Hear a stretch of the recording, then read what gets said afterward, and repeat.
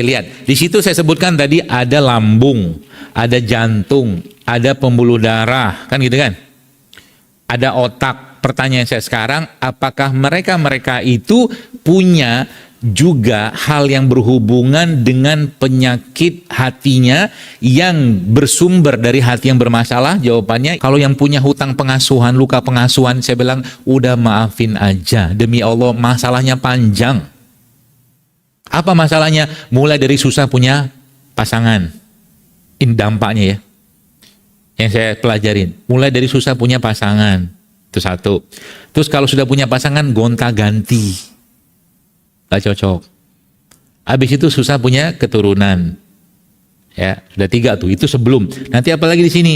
Berikutnya nanti apa? Mulai dari kista, tumor, segala macam itu akan punya atau berdampak dari masalah hutang atau luka pengasuhan tadi. Cuman ngandali minum-minum begini doang. Ya apalagi mereka ini kan kandungannya tidak seperti obat sintetik. Contoh misalkan, kalau Anda mau tidak kena kolesterol, apakah Anda bisa minum paracetamol? Tidak bisa. Tidak bisa. Oke. Kalau Anda tidak mau kena asam urat, Anda bisa minum paracetamol? Bisa. Ini, saya tanya lagi, kalau ini misalkan Anda minum supaya Anda tidak kena kolesterol, bisa? Nggak kena asam urat, bisa? BAB-nya lancar, bisa? Jantung sehat, bisa? Anti-aging bisa? Banyak, berlimpah ruah di sini. Islam itu membagi, atau mungkin kalau kita bicara pengobatan dalam Islam, jamaah sekalian, pasti ada 2 komponen, pengobatan fisik, yang pertama, yang kedua pengobatan hati. Pasti ada 2 itu. Pengobatan fisik sama pengobatan hati. Oke, kita bongkar satu-satu nih barang. Ya. Kalau Anda lihat, contoh nih ya, contoh, kita belajar sedikit begini. Kalau Bapak Ibu perhatikan orang yang misalkan, orang yang katakanlah kena penyakit jantung, ya, jantung, pembuluh darah, stroke gitu-gitu tuh. Pertanyaan saya sekarang, apakah orang yang makan atau mungkin orang yang kena stroke atau penyakit jantung dan pembuluh darah tadi tiap hari makannya sayur, buah, kacang-kacangan, air putih yang banyak. Makannya gitu nggak? Nggak kan?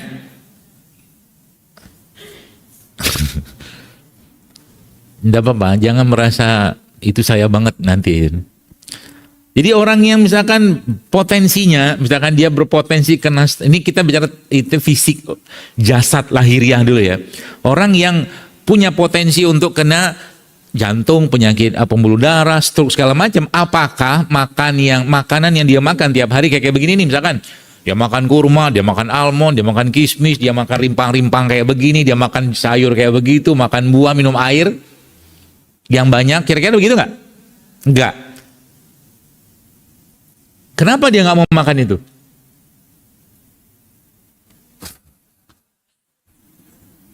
Pertanyaan saya sekarang, ini kan ada sayur nih. Sayur nih, dibikinin dah. Sayur. Orang-orang yang kena stroke, jantung, pembuluh darah, makan ini nggak tiap hari? Oh, bisa. Enggak kan?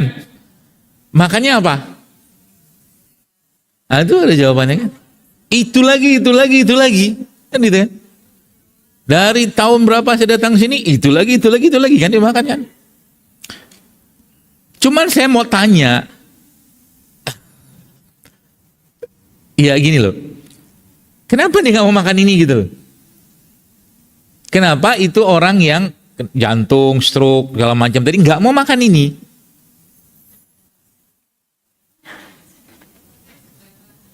Enggak, bukan karena nggak kenyang. Karena nggak enak. Jawaban paling mudah karena nggak enak. Sehingga kalaupun dia makan ini, percayalah dia tidak akan sehat. Kenapa? Udah nggak enak, kayak begini. Ini sayur begini sudahlah. Nanti ginjalku kena nih, nanti asam urat gitu kan. Tapi barang kayak begini jelas-jelas bagus kayak begini buat dia justru malah sumber kecurigaan buat dia.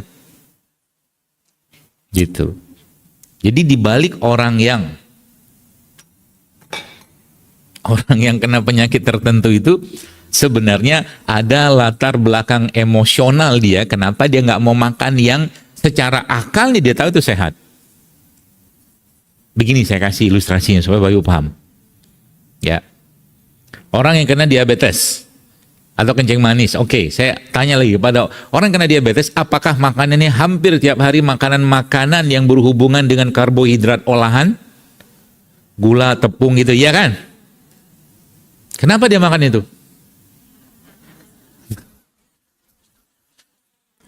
Kenapa dia makan itu? Dia tahu nggak itu tuh tidak sehat? Nah, tahu lah. Kenapa dia makan? Ah, kan jawabannya enak kan? Semua di masjid-masjid saya ngisi kajian jawabannya semua sama. Karena enak. Gitu. Tapi di balik itu kenapa dia mengambil pilihan untuk makan yang manis-manis itu? Ini kenapa jadi kajian kayak anu ya? Kayak kuliah. Karena mungkin hidupnya sudah terlalu pahit. Karena mungkin hidupnya sudah terlalu pahit sehingga dia mencari yang manis. Pertanyaannya kenapa hidupnya pahit? Ah, itu dia kan. Kenapa hidupnya? Ah ya kenapa? Saya kasih beberapa pilihan aja deh biar gampang, biar cepet nih kajian. Biar cepet. Oh jam 10. Kenapa hidupnya pahit? Pertama, karena dia kurang cinta. Ya kan? Atau udahlah cintanya kurang, benci, dendam, marahnya banyak pula. Ya, dan keras hatinya. Logikanya begini, baik kita pikir, ini jadi kalau kita ngerti kayak begini, kita akan dapat satu kaidah namanya mindful eating. Mindful eating, makan bermakna gitu loh. Kalau tadi ditanya, kenapa dimakan gini? Udah jelas-jelas nggak sehat. Dia akan jawab, karena enak. Itu emotional eating namanya. Emotional eating. Jadi dibalik orang-orang yang makan-makan tertentu terus menerus dia makan dan dia tahu itu nggak sehat, ada jiwa dia yang sedang bermasalah di situ. Percayalah. Ya. Nah, logikanya begini. Nih, kita pakai akal lagi sedikit. Nanti kita pelan-pelan kita urai ini apa yang terjadi pada orang zaman sekarang gitu, termasuk kita gitu ya. Jadi kalau ini nih misalkan Bapak Ibu mau pembuluh darahnya lentur, mau darahnya lancar, BAB-nya lancar, pencernaannya lancar, badan fit tiap hari, ya kayak begitu. Secara fisik zohir ya. Pertanyaan saya sekarang, katakanlah di tangan kanan saya ini, sini nih. Ini tangan kanan saya nih. Ada sayuran kayak begini, kayak masukin almond, kismis, kayak kasih jeruk nipis, nanti kita bikin. Ya, supaya terbantahkan yang bilang nggak enak. Kan bilang nggak enak tuh. Jadi akalnya akhirnya mengalahkan nafsunya. Makan tuh, ini. Pertanyaan saya sekarang, kalau dia mau pembuluh darahnya lancar, aliran darahnya lancar, pembuluh darahnya elastis, kemudian BAB-nya lancar, segala macam, katakan di tangan kanan saya ada ini, dan tangan kiri saya ada makanan olahan, ada gorengan, ada gini segala macam. Katakan nggak sehat. Kira-kira yang harus dia makan yang kanan apa yang kiri? Kan pertanyaan anak SD kan? Yang kanan lah. Tapi kenyataannya apa? Nah itu kan? Sebenarnya yang dia makan itu apa? Yang pengen dia makan untuk kali gini. Berarti kalau Anda atau kita makannya begini, dia sedang mempertahankan apa? Dia sedang mempertahankan tubuhnya yang sehat. Kan gitu. Kalau dia makan yang kiri, katakan dengan berbagai macam bahan atau mungkin makanan yang tidak sehat tadi, dia sedang mempertahankan apa? Lebih tepatnya apa? Dia sedang mempertahankan kerasnya hati dia. Buktinya apa? Kalau dia makan ini terus-menerus, pertanyaan saya sekarang, apakah pembuluh darahnya akan keras? Darahnya kental? BAB-nya lancar? Enggak. Artinya apa? Yang dia makan sesungguhnya caranya dia untuk mempertahankan kerasnya hati dia. Itu maksudnya. Boleh paham sampai sini? Jadi dibalik orang-orang yang makan-makan itu sebenarnya yang sudah dikasih tahu. Kalau Bapak Ibu baca kajian saya itu atau mungkin lihat kajian saya, problem kita tuh itu aja sebenarnya, tapi nggak kelar-kelar. Kenapa? Karena kita belum menyelesaikan sama diri kita sendiri. Itu problemnya, ya. Sehingga kalau kita lihat bahwa, ya, tadi saya membahas tentang ada pengobatan fisik, ada pengobatan hati, katakanlah kayak begitu. Ya, ada pengobatan fisik, ada pengobatan hati. Oke. Dari dua pengobatan ini, ya, mana yang lebih penting sebenarnya yang harus kita dahulukan? Hati. Semua jawab hati, tapi yang kita kerjakan apa? Ya kan? Semua menjawab hati, tapi yang kita kerjakan adalah fisik kebanyakan. Contoh, saya kemarin ngisi di mana? Di masjid daerah Rawamangun, di masjid di sana. Saya bilang, belakang saya itu banyak, maaf ya, ibu-ibu yang sudah pakai kursi, ya mungkin dengkulnya sudah sakit, sudah apa, nggak kuat jalan lama atau nggak kuat duduk lama. Saya bilang, dalam perspektif saya memahami tubuh manusia itu bahwa memang apa yang dirasakan oleh anggota tubuh kita, tentara-tentara ini, kaki, tangan, segala macam, dan organ dalam tubuh kita itu, mereka itu merasakan apa yang dirasakan oleh siapa? Oleh sang raja. Kalau bicara tentang bab perdengkulan kayak begini, apa fungsi dengkul? Menahan beban di atas kan? Apakah berat badan, katakanlah maaf, orang-orang kayak begitu tuh sampai 100 kilo, 200, enggak, ada yang kurus juga. Ada yang kurus, kadang-kadang 60-70 kilo tapi nggak bisa jalan, ini sakit gitu kan. Jadi sebenarnya yang sedang ditampung atau ditanggung oleh dengkul itu beban fisik atau beban hati? Numpuknya di mana? Di sini. Bukan di sini. Semua dipikirin. Tapi dalam hal ini, iyalah dipikirin, kalau nggak dipikirin gimana? Iya betul, tapi kalau sudah bab tentang mikir itu sampai mengganggu jasad, berarti itu sudah berlebihan. Mikir tetap kudu mikir gitu loh. Ya, kalau sudah dia mengganggu jasad, pasti dia sudah berlebihan. Sehingga caranya gimana? Harus diekstrak, dikeluarin, dibuang, dirilis. Itu beban-beban itu. Dengan cara apa? Naikin dosis, misalkan kebahagiaannya, keceriaannya, ketenangannya, segala macam, dan alihkan pada sesuatu yang sifatnya membuat akhirnya tubuh itu bisa melupakan itu. Gitu. Dan apalagi berkaitan mungkin dengan orang-orang yang dominan menggunakan rasa. Ya. Gitu. Jadi bicara tentang pengobatan hati dan pengobatan fisik tadi, maka justru sebenarnya jamaah sekalian yang harus kita mulai diagnosa ya dalam diri kita itu adalah ini sebenarnya masalahnya di saya itu apa yang diwariskan oleh leluhur saya. Baik, gini bahasanya. Ini ada satu keluarga sekarang sini nih. Ada keluarga di atasnya, 1, 2 sekarang 1, 2 sudah ada generasi sampai ke berarti anak cucu tuh. Nih lihat. Mereka mengatakan, dan ini ada kejadiannya dan banyak kita dapatkan, oh kami ini keluarga jantung, ini kena jantung, ini kena jantung, ini kena jantung, gitu. Ini kena kencing manis, ini juga kena. Banyak kan begitu kan? Dan dengan sangat mudah mengatakan, kami ini keturunan diabetes. Kan gitu kan bahasanya kan? Kami ini keturunan jantung, kami ini bahkan misalnya keturunan kanker, ini kanker, yang kanker. Baik. Saya mewarisi hidung orang tua saya, leluhur saya. Anda mewarisi telinga, semua. Fisik kita ini diwariskan oleh leluhur, kita wariskan dari leluhur kita. Itu kita sepakat kayak begitu. Tapi pertanyaannya, apakah kita juga mewarisi genetik emosional dari mereka? Iya apa enggak? Genetik emosional itu kayak apa?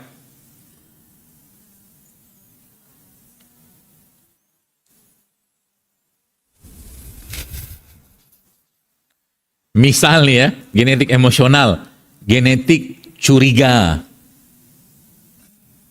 Contoh nih, waktu sang ibu sedang mengandung anak, tiap hari kerjaan dia curiga ya terus sama suami. Maka anak yang ada dalam kandungan itu akan merekam, nge-burning gen berupa gen curiga. Sampai sini paham? Ah, ya, misalkan nih suami keluar rumah gitu kan, dia bekerja segala macam, ini jangan gitu kan. Jangan-jangan kawin lagi, nikah lagi, nah gitu misalkan. Emang kalau kawin lagi nikah lagi kenapa? Misalkan gitu kan. Udah terus gitu kan. Jangan-jangan gitu kan. Curiga, semua dicurigain. Ya, makanya kata guru saya begini. Jadi karakter penyakit itu biasanya akan sangat berkaitan juga dengan pekerjaan orang itu. Contoh, orang-orang yang bekerja di bagian keuangan. Kan bahasa itu 1 rupiah saja keluar, gak jelas, dia curiga tuh. 1 rupiah. Ini kemana duit gitu kan? Masuk kayak gitu loh. Karakter kayak begitu. Nah karakter begitu itu pasti akan diwariskan. Ya, 1 curiga misalkan. Yang kedua apa misalkan? Yang banyak sekali ya. Contoh mungkin karakter atau genetik emosional berkaitan. Dia hidup atau mungkin berada pada bukan wilayah. Dia merekam genetik emosional berupa kebencian. Itu juga bisa akan direkam oleh si anak itu. Nah, gini. Kalau saya ketemu dengan perempuan gitu kan, atau ya wanita lah, pernah satu hari itu ada mbak-mbak itu belum nikah gitu kan, sama ibu bapaknya datang, dia tanya tentang kalau nggak salah itu kista apa tumor payudara. Masih 20 tahun ya seperti itu. Terus saya tanya sama bapaknya sama ibunya, ibunya saya bilang, "Bapak kerja apa?" Saya bilang. "Bapak kerja apa?" Apa kerjanya sering pergi-pergi, saya bilang gitu kan. Ya, anak ini jarang diasuh atau mungkin dapatkan kasih sayang gitu. Iya, dia bilang. Ya, makanya bab tentang cinta kasih sayang itu dalam masalah penyakit itu efeknya dahsyatnya luar biasa. Sebab kalau dia tidak tumbuh dalam jiwa seseorang berupa cinta kasih sayang itu Bapak Ibu sekalian, maka yang terjadi apa? Dia akan dipenuhi dengan yang lain. Dia akan dipenuhi dengan yang lain. Misalkan apa? Kebencian, kemarahan, bahkan dendam. Ya, termasuk di situ satu paket di situ biasanya kesombongan.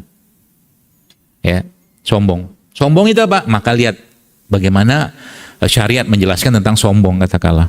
Sombong itu ya menolak kebenaran atau meremehkan orang lain, itu sombong. Apakah sombong itu bisa berwujud jadi penyakit? Saya katakan demi Allah iya. Ya. Apakah curiga akan bisa berwujud jadi satu penyakit fisik? Jawaban saya iya. Saya katakan iya, demi Allah iya. Berarti sombong, benci, dendam, marah, nggak pede bahkan, terus-menerus nggak pede. Kalau orang terus-menerus nggak pede, yang terjadi apa? Ketemu orang lain dia akan merasa apa? Teraniaya, tertindas, jiwanya tertindas. Ya. Jadi makanya sering saya sampaikan, ya. Jika nanti kapan-kapan iseng, coba lihat di rumah sakit, masuk di rumah sakit. Kebanyakan di rumah sakit, terutama di bangsal cuci darah, itu laki atau perempuan?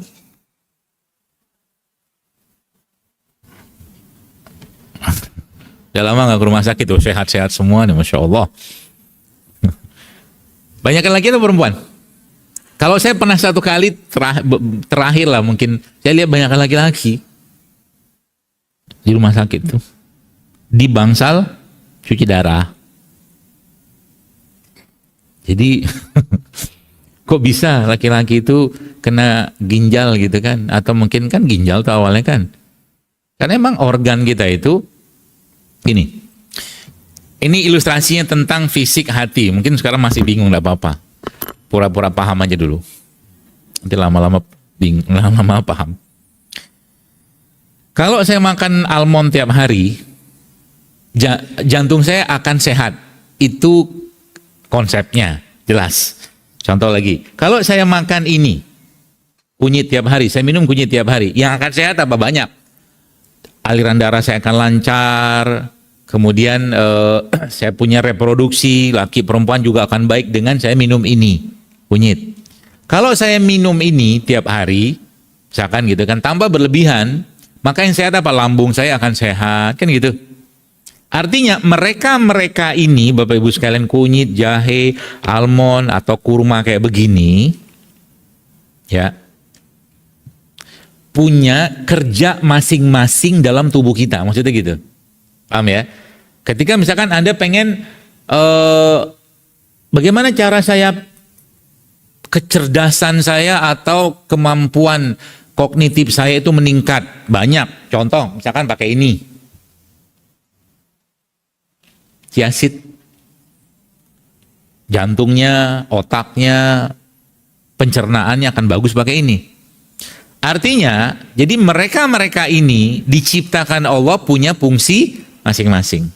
Bahkan ulama menyebutkan, Bapak sekalian, salah satu makanannya para ulama zaman dulu agar mereka mudah menghafal ini, kismis. Nanti baca di beberapa banyak kitab ulama bahwa ternyata salah satu makanan yang bisa meningkatkan kecerdasan dan kemampuan menghafal itu kismis. Gitu. Ya. Nah, nanas misalkan juga di sini ada nanas. Kalau mau misalkan Anda berlimpah enzim, ya serat, makanlah nanas.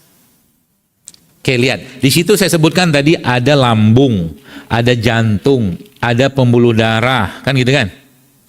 Ada otak. Pertanyaan saya sekarang, apakah mereka itu punya juga hal yang berhubungan dengan penyakit hatinya yang bersumber dari hati yang bermasalah? Jawabannya iya.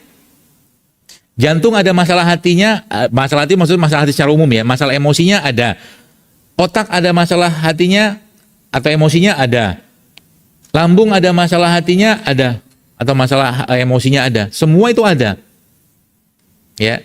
Jadi dibalik misalkan ada orang tiap hari ya, misalkan dia membangun otot bisepnya katakanlah, otot lengan ini katakanlah. Dia tiap hari lah olahraga, gym segala macam itu. Nah, pertanyaannya, selain dia membangun otot bahunya itu, otot tangan atas ini, dia sedang membangun otot apa yang lain? Otot disiplin kalau bahasa kita. Otot kesabaran. Nah, itu semua, jadi maksud saya gini, kita semua punya penyakit hati masing-masing yang bisa jadi karena kehidupan kita berada pada lingkungan tertentu ya, atau diwariskan oleh bapak ibu kita, leluhur kita.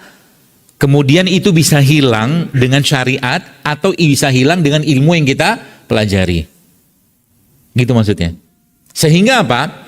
Kalau ditanya dari semua pengobatan yang saya dapatkan ini ya, atau mungkin saya pelajari berbagai macam konsep pengobatan ini, kalau bicara tentang bagaimana mengobati tubuh kita paling mudah, dimulai dari apa? Maka jawaban saya, mulailah dari satu konsep atau dari satu kaidah yang jelas dalam Al-Quran disebutkan, yaitu tentang keikhlasan. Ikhlas, ridho, itu. Ketika itu sudah mulai muncul, Bapak Ibu sekalian, yang terjadi apa? Yang terjadi tubuh itu seperti merestore, memperbaiki dirinya sendiri. Itu yang saya dapatkan. Banyak, gini loh, contoh ya. Dan kadang-kadang kita itu terlalu berlebihan dalam memikirkan sesuatu. Suatu hari ada seorang ibu-ibu datang kepada saya bawa setumpuk lab, ya, setumpuk lab yang isinya ternyata hasil scanning, ya, scanning apa segala macam, dan ya diagnosanya batu empedu gitu kan, batu empedu kecil juga nggak banyak. Paniknya luar biasa, cemas luar biasa. Saya bilang sama ibu itu, karena saya bilang ini orang kok cemasnya minta ampun, batunya pun nggak gede-gede amat, nggak segede kelereng juga nggak ada, kecil, cuman mau tanya, ini kalau saya operasi gimana, nggak operasi gimana, itu doang. Buat saya sih kayaknya nggak ribet-ribet amat sebenarnya gitu loh. Ibu ada kolik nggak? Nggak ada kolik, ya sudahlah gitu kan. Tapi masih cemas. Akhirnya sampai pada satu kalimat saya bilang ini kayaknya perlu ditabokin ini ibu ini. Tabokin maksud saya, bahasa saya tabokin gitu kan. Jiwanya tabokin nih, bangun, mabuk ini orang. Mabuk dalam kecemasan gitu kan. Saya bilang gini sama dia, Bu, gini Bu. Tenang aja, saya bilang, dengan atau tanpa penyakit ini ibu pasti mati kok, saya bilang. Iya kan? Jadi kayak gitu tuh orang lagi mabuk, diingetin, sadar dia kan. Nah pertanyaan saya sekarang, kalau ibu operasi apakah menjamin kesembuhan? Enggak lah. Apakah ibu nggak operasi juga menjamin kesembuhan? Enggak. Nah itu di situ dikembalikan kepada kaidah tentang keikhlasan atau mungkin tentang akidahnya tentang bahwa yang menyembuhkan itu adalah Allah. Sudah. Jalannya kayak apa terserah. Sehingga jangan, mungkin bisa jadi nggak operasi pun dia meninggal, kan yang ditakutkan kan meninggal sebenarnya, kan mati gitu loh. Lah nggak dengan atau tanpa itu pun dia pasti akan mati. Jadi saya seperti ngingetin gitu loh. Ngingetin dirinya sehingga akhirnya dia senyum juga, ya benar juga ya kata dia gitu. Ya kadang-kadang kita tuh perlu kayak begitu diingetin. Ya. Ini sehat, ini nggak sehat. Dan makanya kalau bicara tentang tadi otot sabar, otot ikhlas, otot tawadu, otot baik sangka, itu semua harus dilatih. Susah nggak ngelatihnya?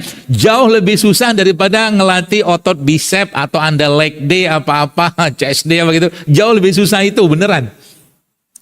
Ya, tapi kalau nggak dimulai sampai, kalau orang Melayu bilang sampai bila-bila masa pun tak jadi itu barang. Gitu loh. Contoh mungkin. Contoh nih ya.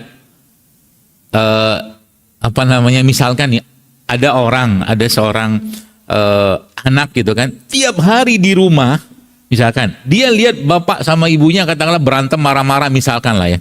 Waliyahzubillah. Apa yang akan dia dapatkan? Dia akan nge-record itu. Sepanjang dia tidak memahami tentang kaidah syariat itu, bahwa Nabi membolehkankah kita marah? Boleh. Tapi ada waktunya kita marah. Contoh ketika syariat dihina, dilanggar, dizolimi, kita marah. Itu benar marahnya. Tapi kalau cuma masalah hal-hal kecil, nggak boleh marah. Makanya ada hadis, la taghdab walakal jannah. Hadisnya dihafal, tapi nggak dipraktekin. Ketika contoh sains juga menjelaskan orang yang marah gitu kan, marah tidak jelas 2 menit saja dia marah, 5 jam, 6 jam ke depan imunnya turun semua. Coba. Sama juga dengan orang yang curiga, sama. Jadi semua hal yang berhubungan dengan hati tadi itu, kalau dipelihara terus menerus dan tidak dikendalikan, yang akan tersiksa siapa? Jasad. Itu kaidahnya. Ya, akan tersiksa jasad. Makanya paling susah menjaga tuh, yang paling susah dijaga tuh emang hati. Sepakat kita. Dari sini kita akan paham kenapa Nabi SAW merutinkan, melazimkan, mendawamkan doa ya muqallibal qulub tsabbit qalbi ala dinik itu. Ya, karena gampang banget, sedikit banget ya, bahkan buat kita kadang-kadang tergelincir dengan urusan sombong, gitu doang aku juga bisa. Misal, atau mungkin kita bicara terlihat orang, aku bisa lebih baik kok gitu loh. Tapi ada terselip kesombongan di situ. Makanya sampai Allah ingatkan atau Rasulullah ingatkan bahwa sebesar biji zarah ada kesombongan dalam hati seorang, gak cium bau surga coba. Itu sebabnya penyakit yang berhubungan dengan penyakit hati ini jauh lebih dahsyat efeknya daripada penyakit fisik. Ya, kita lihat tadi tuh. Jadi kalau kita bahas tentang bagaimana tadi orang yang kena jantung, stroke segala macam itu, coba ya lihat, apakah orangnya di rumah banyak senyum, orangnya asik bergaul sekalian? Biasanya enggak. Pasti ada karakter dengan hatinya itu yang membuat akhirnya jasad itu tersiksa dan teraniaya sampai akhirnya menjadi satu penyakit. Ya, nanti coba ingat-ingat. Bapaknya kita dulu sakitnya apa, ibunya kita sakitnya apa, kakeknya kita sakitnya apa, segala macam. Bagaimana cara mangkas dan motong itu pakai syariat. Contoh nih, apakah bahil pelit itu bisa diwariskan? Bisa. Penyakit nggak itu? Penyakit. Pertanyaan berikutnya, apakah bodoh itu penyakit? Confirm bodoh itu penyakit. Ada hadisnya. Nabi ngomong bahwa kebodohan itu penyakit coba. Lama-lama bahilnya masuk, ya, bahilnya masuk, pelitnya masuk, curiganya masuk, ya, buruk sangkanya masuk, marahnya masuk, bencinya masuk. Yang terjadi apa? Bekarat hati itu, hatinya bekarat. Ya, hatinya berkarat. Kalau hati sudah berkarat, mampukah dia bergetar? Ada ayat dengan allazina tatmailu qulubuhum bizikrillah. Jadi dibaca ini nggak getar, ini nggak getar, nggak getar segala macam. Makanya ada beberapa tahap dalam syariat ini yang membuat akhirnya hati itu pelan-pelan mau dikikis di kerak-keraknya itu, kerak-kerak karatnya itu dikikis gitu loh. Contoh, bagaimana cara mengikis kerak-kerak itu? Atau menjaga atau mensucikan itu? Tadi saya jelaskan di awal tadi, puasa misalkan. Yang pertama misalkan, ngurangi makan. Jadi semua yang nafsu seseorang itu inginkan, stop semua. Ngurangi makan, ngurangi bicara, gitu. Banyakin zikir, bacain Quran. Itu lama-lama kerak-kerak tadi ya kan hilang. Begitu caranya. Apa yang terjadi lama-lama masuk tuh Quran sudah masuk di situ, hati itu akan bersinar, masuk ilmu. Makanya lagi hitam, lagi berkarat kayak begitu susah ilmunya masuk. Susah. Ya kayak orang Anda misalkan ada orang lagi di atas panggung hiburan gitu kan, joget-joget, mabuk-mabuk gitu kan, terus Anda mengatakan pada dia bertakwalah kepada Allah gitu. Nah, gitulah. Ngefek gak? Ya. Nggak ngefek. Makanya kita tinggal ngetes. Kalau kita mau ngetes hati kita nih dalam kondisi sehat, selamat dan baik, tinggal kita tes. Kalau ada orang ngasih nasihat kepada kita, kita meradang, meriang, marah, atau kita bahagia dan bahkan menangis karena itu, kita tesnya kayak gitu aja. Bu, maaf bu, misalkan ya, ada orang nasihatin, Mbak, maaf ya, kalau pakai baju jangan gitulah gitu loh. Nasihat yang bagus misalkan, saya nggak ngomong bajunya apa, misal. Ya, atau mungkin dia nasihatin, Bu, kalau baiknya mungkin janganlah kalau sama anak-anak begitu. Ini kan anakku, bisa gitu kan? Misal. Jadi kalau ada nasihat itu yang membuat dia meradang hatinya, berarti sakit itu. Satu. Kalau nggak nasihatin, bisa nggak tahu hatinya sakit? Bisa. Dari mana? Kalau ngelihat orang yang dilihat orang itu hanya kurang-kurangnya saja, celahnya saja, itu sakit. Sakit. Bisa dipastikan sakit itu. Nanti coba latihan ya. Latihan pertama nih misalkan hari ini siang ini tiba-tiba Bapak Ibu pengen makan rujak. Pengen banget makan rujak. Terus tiba-tiba di depan Anda ada yang jual rujak. Jangan beli. Jangan beli. Jangan beli. Lu pengen banget, jangan beli. Nanti belinya ketika keinginan itu sudah menurun. Itu cara melatihnya. Aku pengen banget misalkan makan apa gado-gado gitu kan. Dan tiba-tiba lagi pas pulang kayak begini ketemu yang jual gado-gado, jangan beli. Belinya nanti ketika keinginan berkurang. Baru tenang dia. Di situ nanti Anda akan belajar untuk mengendalikan jiwa, belajar mengendalikan nafsu itu. Itu caranya. Ya, atau mungkin saya juga ini belajar juga. Kapan hari itu mobil baru aja di coating gitu kan, udah cakep-cakep gitu kan, judulnya ngerawat barang sendiri kan. Tiba-tiba masuk ke parkiran ada abang-abang ojek gitu kan, nabrakin. Pas Ramadan kemarin tompak gitu kan, bempernya kena, lecet dia gitu kan. Terus akhirnya saya nemuin dia si abang itu, abang kenapa tabrak mobil saya? Ngomongnya begitu. Kan baik-baik gitu sama dia. Dia kan gak sengaja juga nabrak mobil tuh. Betul kan? Kenapa tabrak mobil saya gitu kan? Oh tadi lagi pegang ini Pak, dia bilang lagi lihat orderan gitu kan, enggak nampak mobil Bapak gitu masuk, tabrak lah itu kan. Masih ada itu bekas cintanya tuh di situ. Oh ya sudah. Lagi Ramadan kemarin tuh. Terus saya bilang, oh ya sudah Bapak pulang aja nih. Ini ada duit 50.000 buat buka puasa, saya bilang. Gitu. Kasih sama dia. Kan saya yang nabrak Pak. Iya. Saya ini tabrak. Kira-kira dia sengaja nggak nabrak? Nggak juga lah.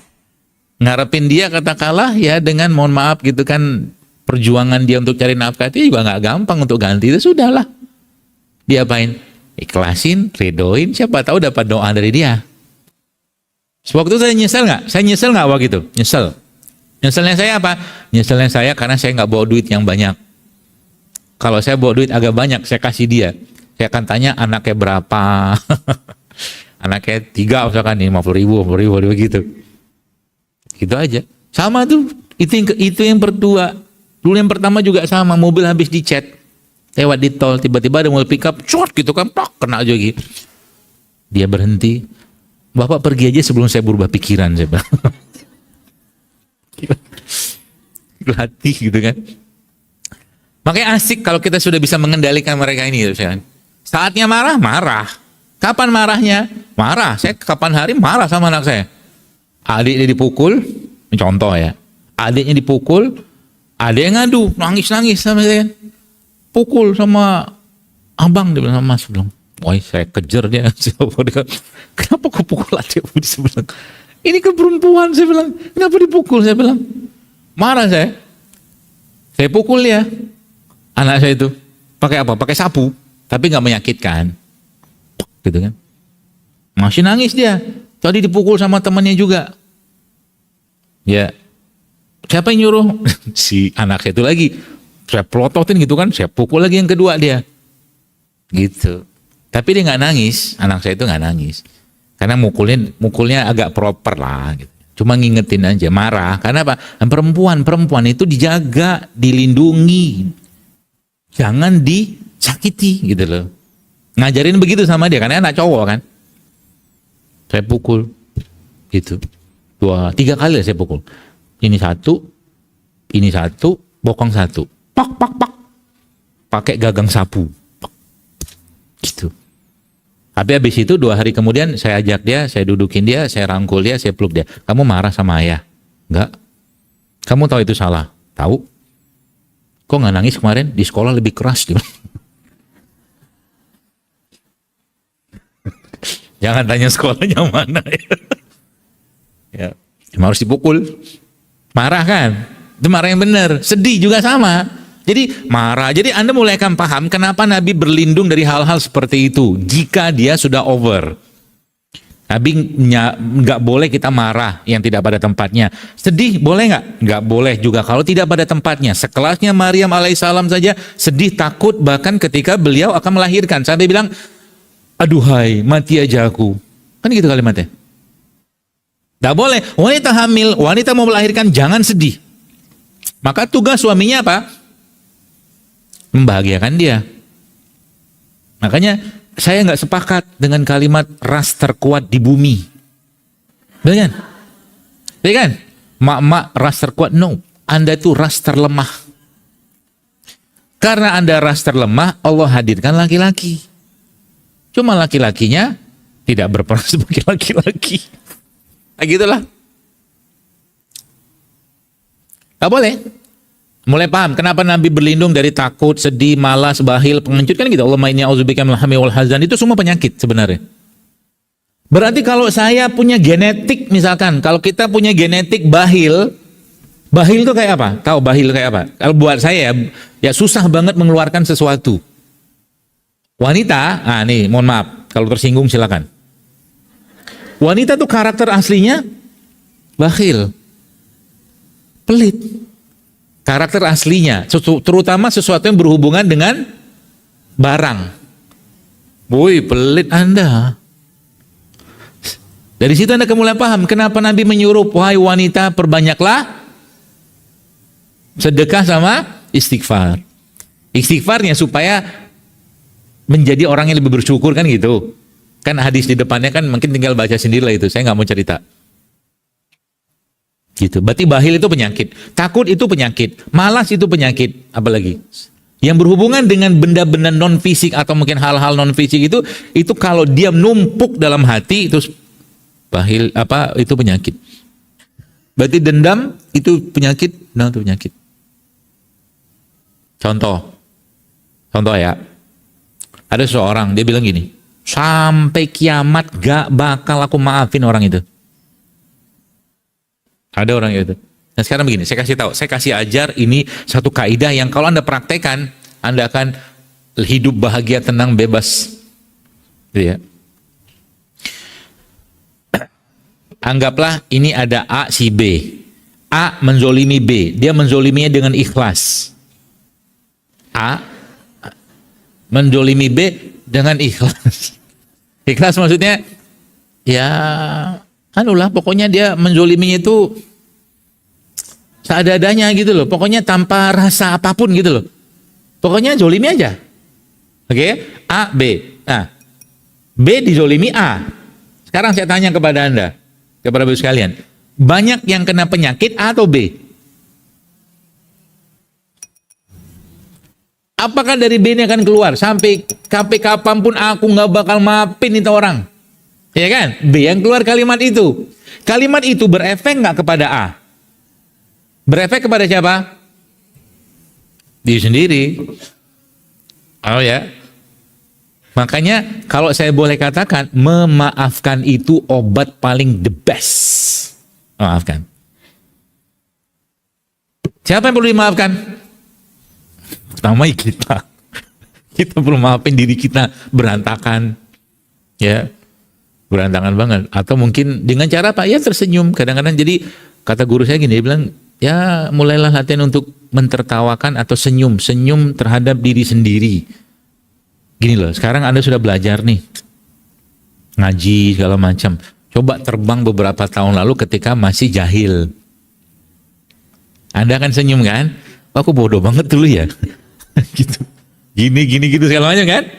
Tapi lama-lama ketika Anda senyum kayak begitu, apa yang terjadi? Lama-lama Anda akan menangis. Kenapa gue gak dari dulu pinter ya? Kenapa anak itu pernah dipukul, pernah aku pukul karena kekurangan tahuanku tentang ilmu parenting. Parenting pun sekarang yang terjadi, orang belajar parenting, ikut kelas parenting, training parenting. Yang dibahas anak apa orang tua? Anak, padahal kelasnya namanya parenting, parent. Yang masalah anak apa orang tua? Belajar. Padahal anak itu kan berantakan gara-gara orang tua. Masukin pondok, anak berantakan segala macam, bisa lain pondoknya. Padahal anak lebih lama di mana? Di rumah. Begitu. Kenapa anakku nggak makan, nggak itu ya, hidup sehat ya? Bapak ibunya nggak ngajarin, kan gitu.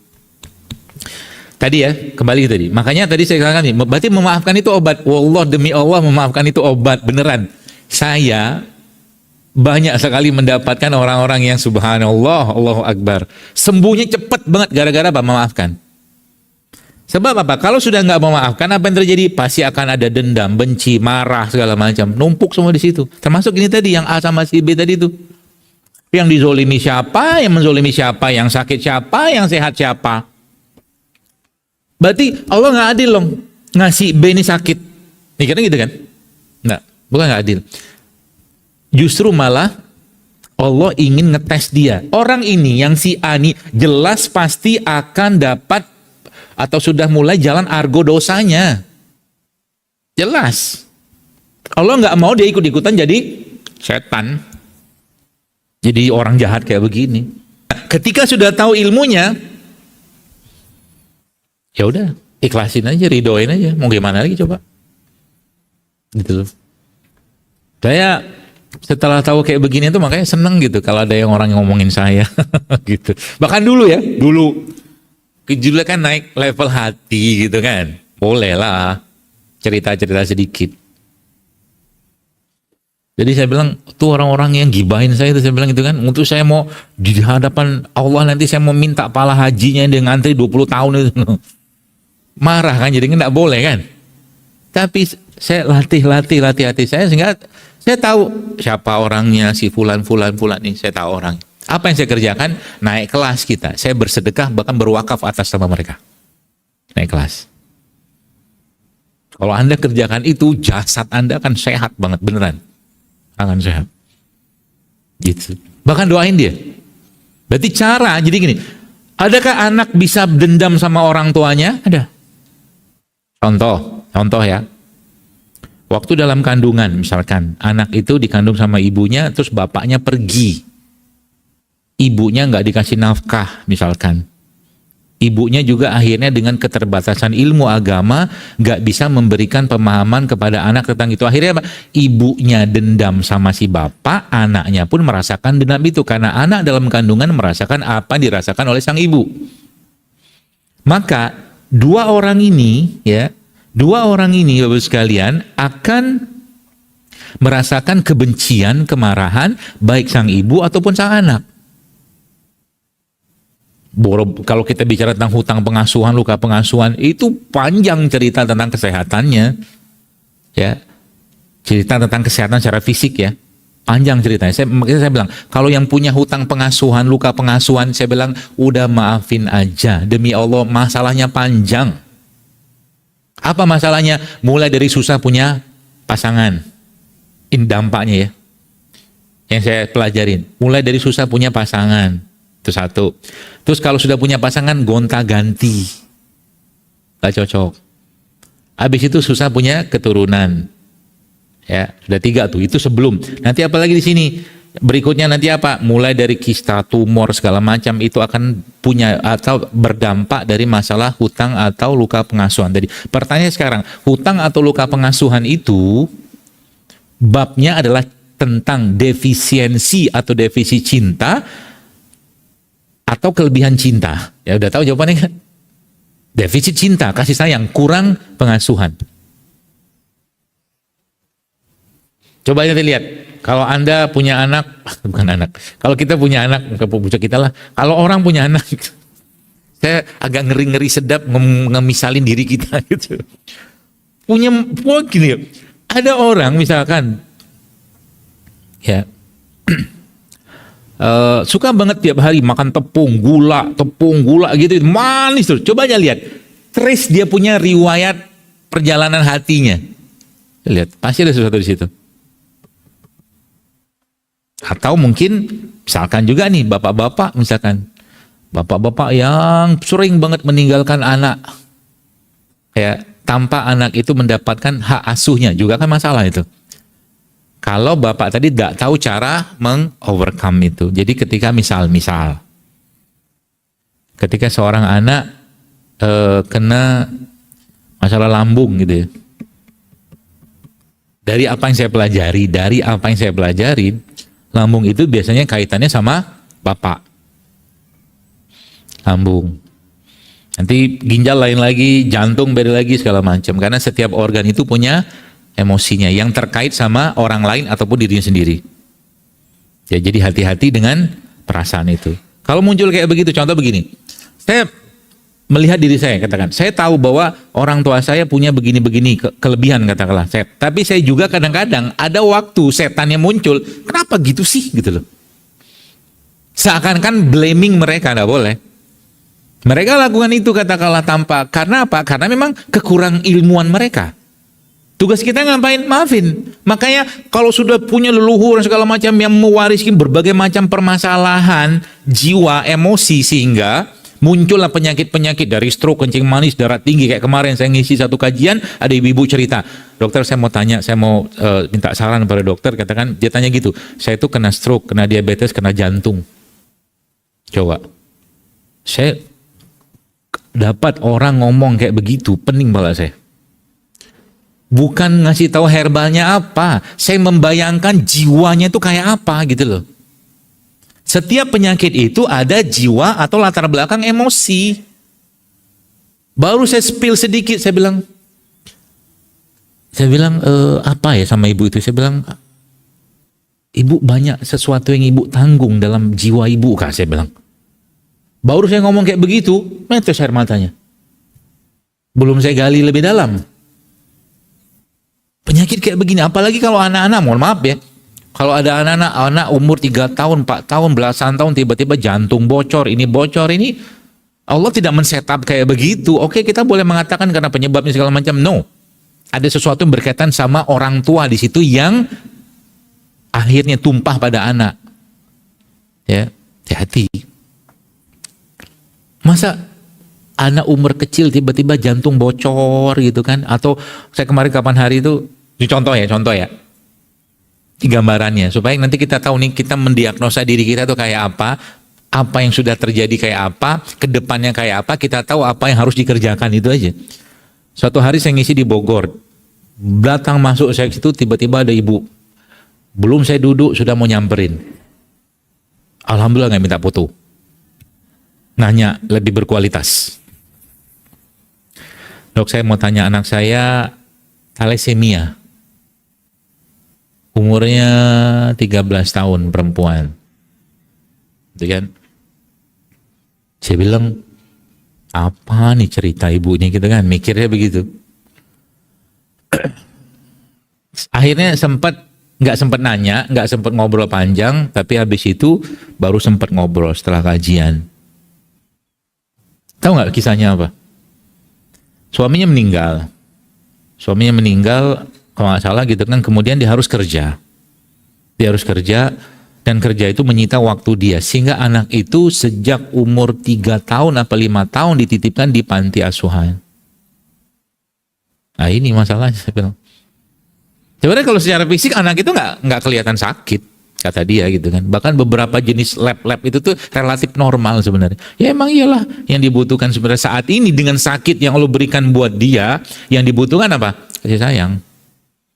Makanya obat paling top, paling paten untuk berbagai macam penyakit ya adalah apa? Kasih sayang. Ya.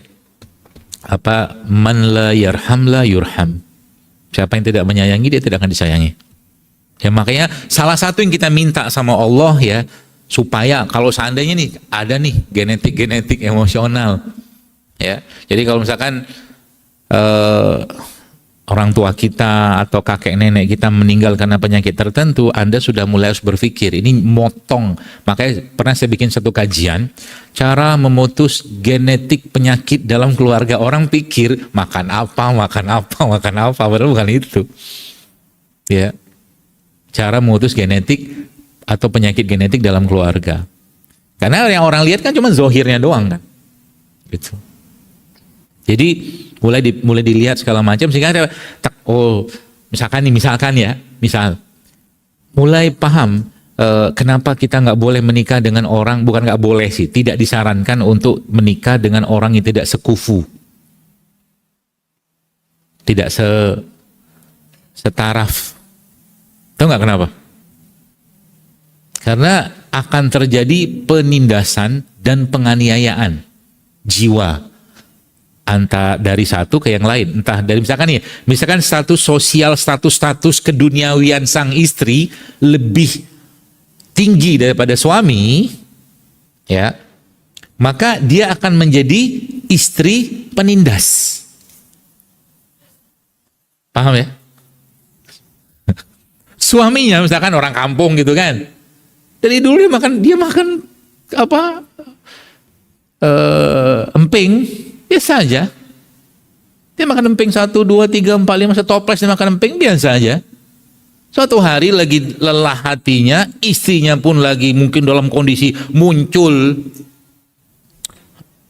statusnya itu kan. Dia bilang gini sama suaminya, baru 1 makan emping gitu kan. Pak, udah tahu emping itu asam urat gitu kan. Gitu kan. Kata-kata itu kayak gempa buat sang suami, sehingga besok dia cek asam uratnya naik. Ya. Beneran. Terus tuh gitu kan. Saya pernah ketemu kayak begini, ibu-ibu konsul, dokter di bandara tuh satu hari. Ya syukurlah gini kan, dengan ilmu saya bisa tolong orang banyak kan. Suami saya kena gagal ginjal, sekarang cuci darah. Saya senyum aja, ya Allah. Ibu kerja apa? Saya lihat orangnya kan kayak punya pejabat kedudukan gitu-gitulah gitu kan. Saya bilang ya, ibu harus mulai belajar menghargai suami. Saya bilang, hargai dia. Lihat bagaimana syariat dengan kalimat tadi, kalau ada syariat masuk situ selesai urusan. Apa kalimat yang saya ingat gara-gara, atau mungkin kalau kita bicara tentang bagaimana kita harus meletakkan kita pada posisi bukan seimbang, tapi justru malah satu pasangan itu harus lebih tinggi daripada yang lain, itu suami. Kata Nabi apa? Kalaulah manusia boleh sujud kepada manusia, kata Nabi kita, maka aku memperintahkan seorang wanita sujud kepada suami, karena saking besarnya hak suami. Tidak boleh ada penindasan di situ. Mau suaminya, mau istrinya itu kayanya minta ampun, gelarnya panjang minta ampun segala macam. Kalau dia masuk pada wilayah syariat dan suaminya orang biasa saja, maka dia harus lakukan tugas dan fungsi atau peran dia sebagai seorang wanita atau istri. Lihat. Saya tiba-tiba ngomong ini, tiba-tiba ingat ada beberapa kejadian ya. Semoga Allah perbaiki keadaan mereka. Itu saya ngelihat bagaimana dalam satu keluarga itu gitu kan, subhanallah ya. Sang istrinya itu dominasinya luar biasa. Dominasi luar biasa. Anak itu ngerekam terus, dan dominasi ini yang terjadi sekarang, subhanallah ya, ngeri. Kayak nggak ada nilai suami itu. Kayak nggak ada nilai suami itu bagi sang istri itu. Tapi suami sabar minta ampun. Anda tahu apa yang terjadi? Anak laki-laki tapi sekarang tuh nggak mau kawin. Kenapa tahu? Karena kan pikir kan, aku akan bernasib kayak bapak aku ini. Itu disitulah pentingnya ilmu agama. Itu banyak lagi yang lain. Ada juga yang versi lain, ada juga. Daripada nanti aku nikah, misalkan nih ada seorang suami yang luar biasa, nauzubillah min dzalik, jahat sama istri, anak perempuannya lihat itu semua, yang terjadi apa? Daripada nanti aku nikah bernasib kayak ibuku, mendingan gak usah nikah. Itu loh. Kayak itu nanti efeknya ke apa? Kalau sudah dalamnya luar biasa, nanti akan perginya ke jasad. Ya, makanya kita mulai apa ya? Menginterogasi diri kita, mendiagnosa diri kita, masalah kita di mana? Ya, makanya saya sekarang itu salah satu doa saya itu, ya Allah, ampuni, maafkan semua kekurangan, kesalahan, kekhilafan leluhurku, kakek, nenek, buyut, semua ampuni semua ya Allah. Jangan biarkan itu ngalir sekarang ke anak keturunanku.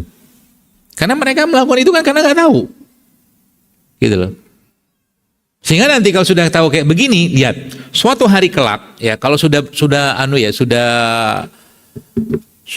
dapat itu, semua akan berubah. Makan akan berubah, ya.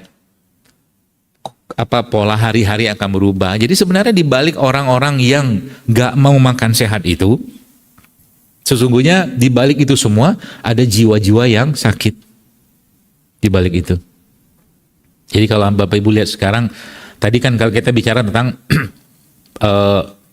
gorengan sama apa tadi kan, sayur kan, semua akan jawab, kenapa banyak orang pilih yang kiri? Oke, jawabannya karena enak. Rasanya mereka belum mampu merasakan enaknya si salad ini, belum. Masih jauh di bawah. Jadi yang enak-enak versinya mereka itu masih yang nggak sehat-sehat. Jadi kalau mau dinaikin sekarang, ya kenikmatannya itu harus dinaikin dengan cara kita paksa dulu, mulai dikurangi. Kita mulai biasakan makan kayak begini. Coba lihat, contoh kayak begini aja misalkan, kunyit, jahe segala macam. Nih saya kalau dibilang sebanyak kali saya dapatkan orang-orang yang subhanallah ya, saya sebutnya cuman ngandali minum-minum begini doang.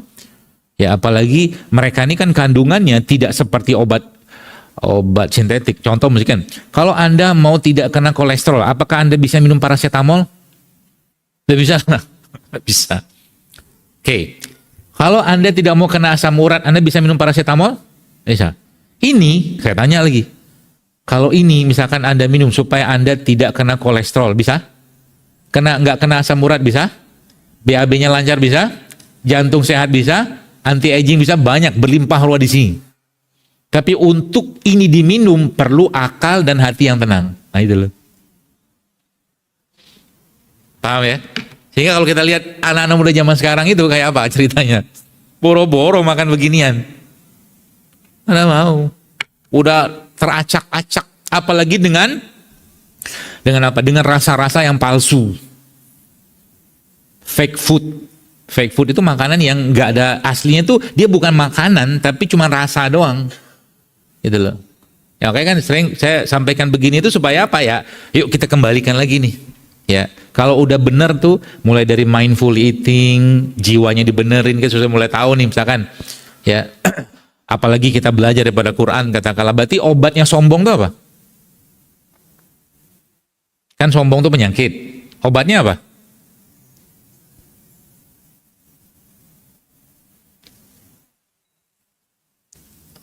Hah? Lapar apa gimana? Obatnya sombong? Tawadu. Tawadu itu efeknya apa? Efek tawadu itu apa? Surga loh. Pernah dengar ada hadis yang seorang Nabi dalam majelis seperti ini terus bilang sebentar lagi akan masuk ahli surga kan gitu kan? 3 hari berturut-turut dia masuk gitu kan? Terus akhirnya salah satu sahabat masuk ke rumah orang ini, nginep di rumah orang 3 hari dia nginep situ, dia perhatikan ini orang ngapain sih gitu loh. Sampai Nabi bilang dia ahli surga 3 hari berturut-turut. Berarti kan bener banget itu. Kesimpulannya apa? Salah satu kesimpulan disebutkan oleh sahabat ini ketika nginep sama orang itu apa? Dia selalu mengatakan orang ketika dia berhadapan dengan orang lain gitu kan. Dia berhubungan dengan orang lain, dia akan makan orang itu jauh lebih baik daripada saya. Itu kan tawadu. Satu. Yang kedua apa? Setiap malam, di itu menyebutkan, setiap malam orang ini memaafkan. Memaafkan semua orang-orang yang menzoliminya hari itu. Coba, dahsyat kan? Amalan hati itu dahsyatnya minta ampun. Sedekah. Bisakah kita bersedekah dengan nggak pakai berarti gini, berarti bakhil, pelit itu obatnya apa? Dermawan. Bentuk kedermawanan itu apa? Bersedekah kan gitu kan? Lihat ini kayak apa nih? Apakah kita dalam Islam itu bersedekah itu cuma menggunakan harta saja enggak? Senyum juga sedekah, kata-kata baik juga. Ini pun saya sekarang ngomong begini, ini sedekah. Kata-kata yang baik kan gitu kan? Lihat bagaimana syariat menjelaskan tentang itu. Pernah tahu kisah perang Tabuk, di mana salah satu sahabat yang ngomong sama Nabi SAW dikatakan gini, ya Rasulullah izinkan aku berperang, izinkan aku berjihad bersamamu di perang Tabuk ini. Tidak bisa kata Nabi, onta nggak ada, kuda nggak ada, peralatan perang nggak ada. Baliklah dia ke rumah. Nabi udah bilang begitu, sudah samina wa ta'ana, balik dia ke rumah. Balik ke rumah maghrib sampai malam, nangis sejadi-jadinya di malam hari itu, subhanallah. Sedih dia. Sedihnya kenapa? Kalau kita mungkin senang gitu kan, alhamdulillah nggak ikut jihad, nggak matiku. Dia sedih, balik ke rumah. Di keheningan malam itulah dia cerita pada Allah, ya Allah, aku memang miskin, orang miskin, miskin sejadi-jadinya. Aku pengen banget ikut jihad perang Tabuk itu, dia bilang gitu kan. Tapi aku tidak ada satupun yang aku bisa bawa. Engkau tahu keadaanku saat ini. Maka saksikan malam ini ya Allah, kata dia gitu kan. Saksikan malam ini ya Allah, kata dia, aku bersedekah untuk bisa ikut perang besok dengan Rasulullah SAW, dan aku bersedekah dengan memaafkan semua orang yang menzolimiku, kata dia. Wush, itu epic banget kisah itu. Nanti baca kisahnya. Kisah sahabat yang bersedekah di perang Tabuk. Riwayat itu, panjang itu. Apa yang terjadi? Besok keesokan harinya dia ketemu Nabi SAW, lagi mau siap-siap perang gitu kan. Nabi bilang, siapa yang tadi malam sedekah? Kata Nabi. Nabi bilang gitu, siapa yang tadi malam bersedekah? 3 kali Nabi tanya, dia pun gak ngeh itu dia. Sampai akhirnya dia mungkin udah mulai paham, oh itu aku. Saya Rasulullah, kata dia. Kata Nabi apa? Jibril memberitahuku bahwa sedekahmu diterima. Coba. Sedekahmu diterima. Dan Allah menerima sedekahmu. Dan Allah memerintahkanku untuk mengajakmu ikut berjihad. Dahsyat ya. Amalan hati itu kayak begitu. Ikut dia berjihad. Maka sekarang kalau kita di sini semua ya, ada hal-hal yang berhubungan dengan orang, mungkin maaf suami, atau mungkin istri, atau pasangan, atau siapapun ya, yang itu masih terpendam, fa'fu anhum, maafin aja lah ya, maafin aja lah. Kalau bahasa Arab itu samih antarobeh, maafkan engkau jadi pemenang gitu loh. Bahwa nanti kita bahas beginian, ini kan kita belum bahas nih. Ya, ini fungsinya apa kita belum bahas, tapi nggak apa-apa lah. Jadi kalau sudah kayak begitu, sudah tenang hatinya ya, tiap hari gampang menangis gitu loh.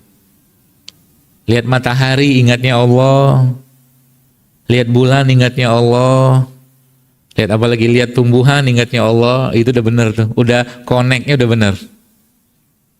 Gitu kan? Contoh nih, madu. Ya mungkin ya, kita ya mungkin ya dengan iman kita kayak begini kita biasa aja. Tapi Abu Bakar itu kisahnya itu kan ada yang masukin madu kayak begini, terus dikasih air dingin, dia minum. Gitu.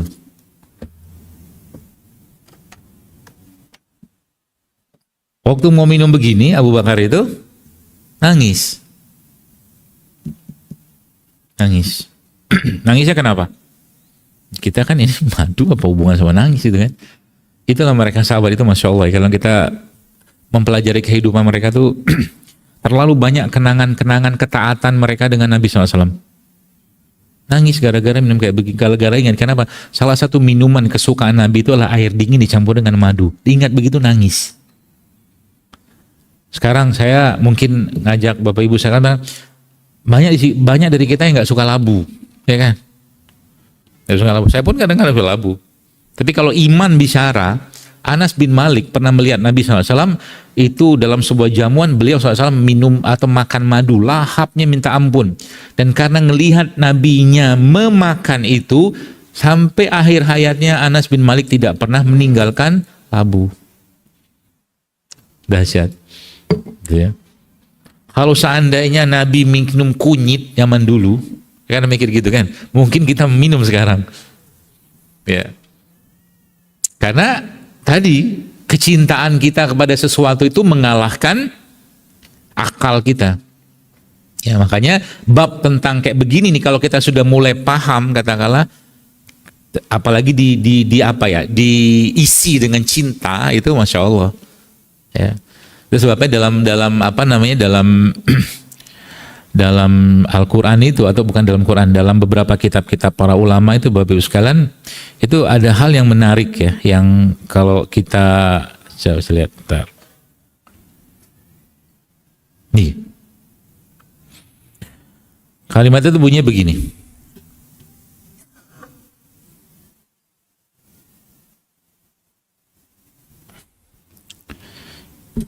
Cinta itu bukan karena keindahan dan kecantikan yang tampak di mata, tapi namun cinta itu karena sesuatu yang menyatukan hati dan jiwa. Apa hubungan dengan ini semua? Atau apa hubungan dengan hidup sehat, katakan. Tadi kan kalau bab tentang masalah hati semuanya sudah selesai lah. Jadi kalau Anda tidak mencintai ini, atau kita tidak mencintai ini, mustahil kita mau makannya. Gitu maksudnya. Ya. Makanya terus tujuannya apa kita makan kayak begini? Yang kita jelas-jelas secara akal kita tahu itu sehat. Tujuannya apa? Karena kita mencintai tubuh kita ini. Kita mencintai tubuh kita dengan cara apa? Kita mau bersyukur dengan itu, kita mau jaga, kita mau rawat, gitu. Barulah kita mau makan kayak beginian. Setelah dia punya penyakit-penyakit tadi, kita singkirin. Begitu. Ya. Makanya contoh ya mungkin ya, ini kurma ajwa. Ya Masya Allah ya, ini kita tahu bahwa salah satu makanan kegemaran Nabi adalah kurma. Salah satunya. Jadi makan begini saja, kalau dimaknai dengan iman, dia jadi mindful eating. Ya, kalau zaman sekarang orang makan kurma, yang dipikirkan apa? Nanti kalau saya makan kurma satu, gula darah saya naiknya berapa? Itu. Kalau saya minum madu, nanti gitu macam-macam lah gitu kan. Jadi akhirnya terjadi apa? Ujung-ujungnya nggak makan, nggak minum juga karena ketakutan. Ya, seperti itu. Kurma ini aja misalkan nih, mungkin di sini banyak yang ada yang apa? Tulangnya atau sendi-sendinya masalah. Ini saya kasih resepnya. Ini kurma, dibuang bijinya, baru akhirnya keluar juga resep. Kurma dibuang bijinya, terus Anda masukin di situ biji wijen. Penuhin aja. Kan nggak banyak tuh. Setelah biji wijen itu masuk, Anda tambahkan mungkin sekitar dengan 7 atau 9 butir lah biji habatus sauda. Tutup lagi, makan. Itu insya Allah akan sangat bagus dalam menguatkan otot, ya, dan melancarkan pencernaan. Ini juga, nah nih, ini lengkuas, Laos. Laos ini salah satu rimpang yang sangat powerful untuk detox-detoksan. Ya, lengkuas. Nah, kalau, berarti gini, caranya ya, kita ya makan aja, maksudnya dibikin minuman ya, laos kayak begini, apa lengkuas kayak begini, ya mungkin Anda mau tambahkan apa terserah. Contoh mungkin Anda mau tambahkan dengan jahe untuk sekalian detox, sekalian dia buat bersih-bersih, bukan bersih-bersih nguatin lambung misalkan, bisa lengkuas sama ini. Mudah kan, mudah. Apalagi misalkan ini waktunya nggak cukup. Ini dodol. Bukan dodol, ini apa? Asam Jawa. Asam Jawa nih gini. Banyak makanan yang kita makan tiap hari Bu sekalian itu mengandung ya. Atau mungkin bukan hanya makanan, tapi yang kita pakai kadang-kadang tiap hari itu ada logam-logam beratnya. Salah satu pengikatnya ini. Asam Jawa ini. Caranya gimana? Bikin minuman aja, ya, bikin minuman. Mau dicobain, gak usah lah ya. Ya diambil ini, kasih air, ya, air panas sedikit, kasih air itu. Kemudian kalau mau tambahin madu, tambahin garam sedikit, minum tiap hari.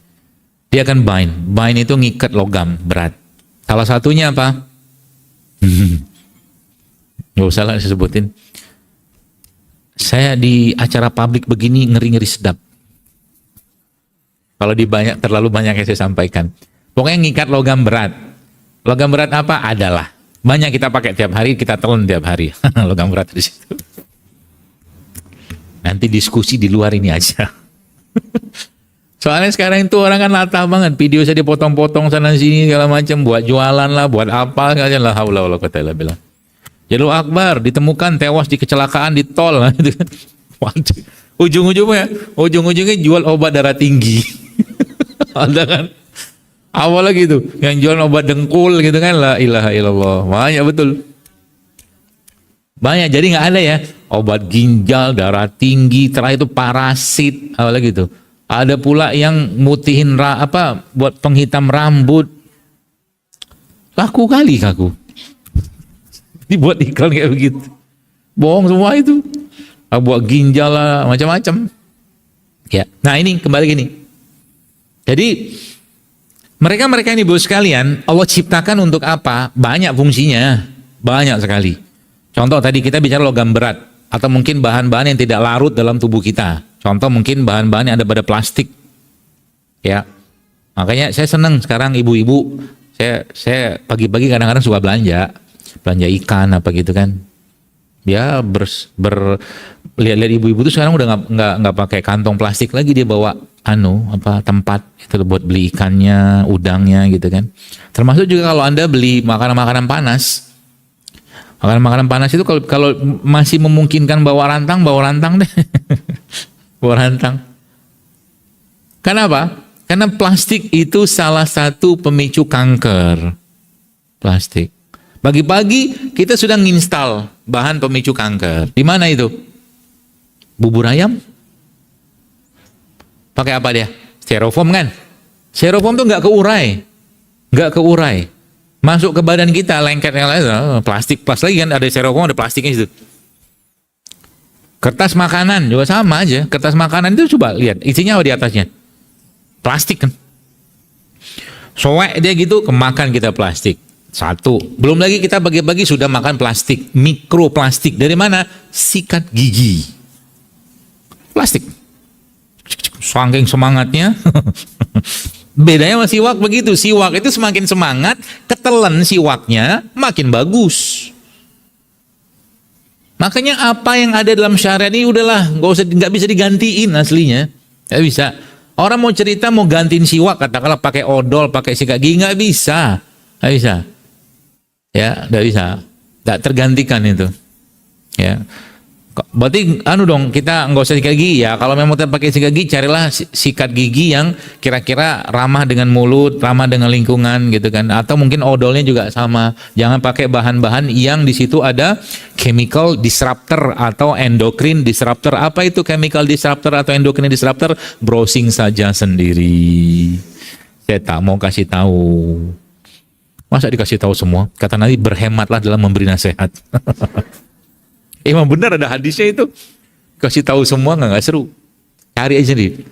Yang jelas endocrine disruptor atau chemical disruptor ini dari pagi sampai malam kita pakai. Efeknya apa? Ngeri sedap. Banyak.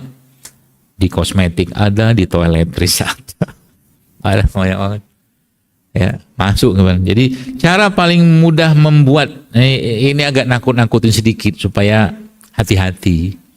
Cara paling mudah untuk suatu bahan itu terserap dalam tubuh kita tanpa melewati saluran cerna dengan cara apa? Olesin aja. Ya. Akhirnya terjadi apa? Orang ketakutan. Sinar matahari ketakutan. Akhirnya pakai apa? Sunscreen. Coba lihat bahan sunscreen itu apa? Hati-hati. Katanya sih sehat. Cuman saya bilang, kalau begini caranya mungkin bapak-bapak petani sama bapak-bapak nelayan itu paling banyak kena kanker kulit dia. Orang sehat aja tuh. Kita aja yang ketakutan. Bukan ketakutan sih, terlalu curiga sama matahari. Matahari dicurigain, hujan dicurigain, kambing dicurigain, kunyit dicurigain. Itu aja kerjaan kita tiap hari. Dosa itu deh, telur. Coba saya tanya. Saya tanya Bu Sehat. Orang makan telur zaman sekarang lebih mikirnya telur itu menyehatkan atau kolesterol? Tuh jawab. Itu kan penyakit kita sekarang. Semua dicurigai. Sampai saya lihat dari satu postingan seorang ahli di Kanada itu, eat egg, kata dia. Makanlah telur. Kita nggak usah bahas telurnya apa. Telur secara umum yang sehat, gitu aja. Ya, makan telur. Jadi kalau Anda mau otak ini pinter, makan telur. Makan telur, beneran. Makanya saya tuh paling pagi-pagi sangat suka makan telur. Telur apa? Ya telur ayam kampung. Kenapa ayam kampung? Karena dia hidup sesuai dengan sunatullah. Anda tahu kalau ayam kampung tuh masuk kandang ngapain? Sore-sore. Aneh menurut saya. Semua ayam kampung itu kalau masuk kandang biasanya nggak mau di lantai, bertengger dia. Kalau dikasih tiang, itu kan tidur di situ kan. Setiap, makanya kan ada istilah rabun ayam tuh kan. Rabun senja itu kan sore-sore, karena habis sore dia nggak kelihatan lagi. Udah gelap. Ayam yang bahagia. Iya, ayam bahagia. Kalau lihat ayam-ayam potong tuh kadang-kadang sedih saya melihat. Wajah-wajah mereka tuh kayaknya sebentar lagi kita akan menghadapi akhir kehidupan kita gitu. Ayam-ayam. Makanya saya tuh kalau setelah tahu begini ya, setelah tahu ilmunya gitu, saya bilang ya kalau memang gorengan itu membuat Anda bahagia, makan aja. Apa? Makan aja. Tapi kayak gitu kan. Ketika tubuhnya sedang tidak bahagia, emosi lagi bermasalah, semua sampah tadi itu numpuk jadi itu barang.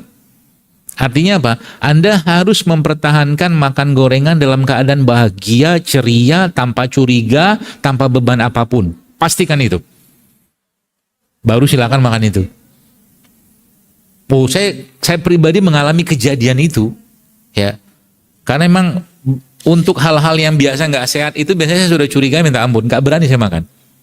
Nggak berani saya makan. Artinya gini, kalau Anda mau makan itu kan sebenarnya kaidahnya Nabi sudah ajarkan. Kalau mau makan, makan. Kalau nggak mau makan, nggak suka tinggalin. Udah gitu aja. Ya, saya ngomong nasi ini sehat kan? Misalkan nasi apa, misalkan nasi yang banyak santannya. Kita tahu itu nggak sehat. Tapi orang-orang yang makan itu biasa-biasa aja tuh gitu loh. Gitu. Ya, kenapa? Ya tadi lagi pengkondisian hatinya sudah sangat cukup. Nah, kembali gini saudara sekalian. Ya, ini. Jadi kalau ditanya apa yang bisa kita lakukan untuk memperbaiki tubuh kita ini secara umum ya. Nah, ini salah satu lab terbesar tubuh kita kan liver. Ini salah satu detoxnya.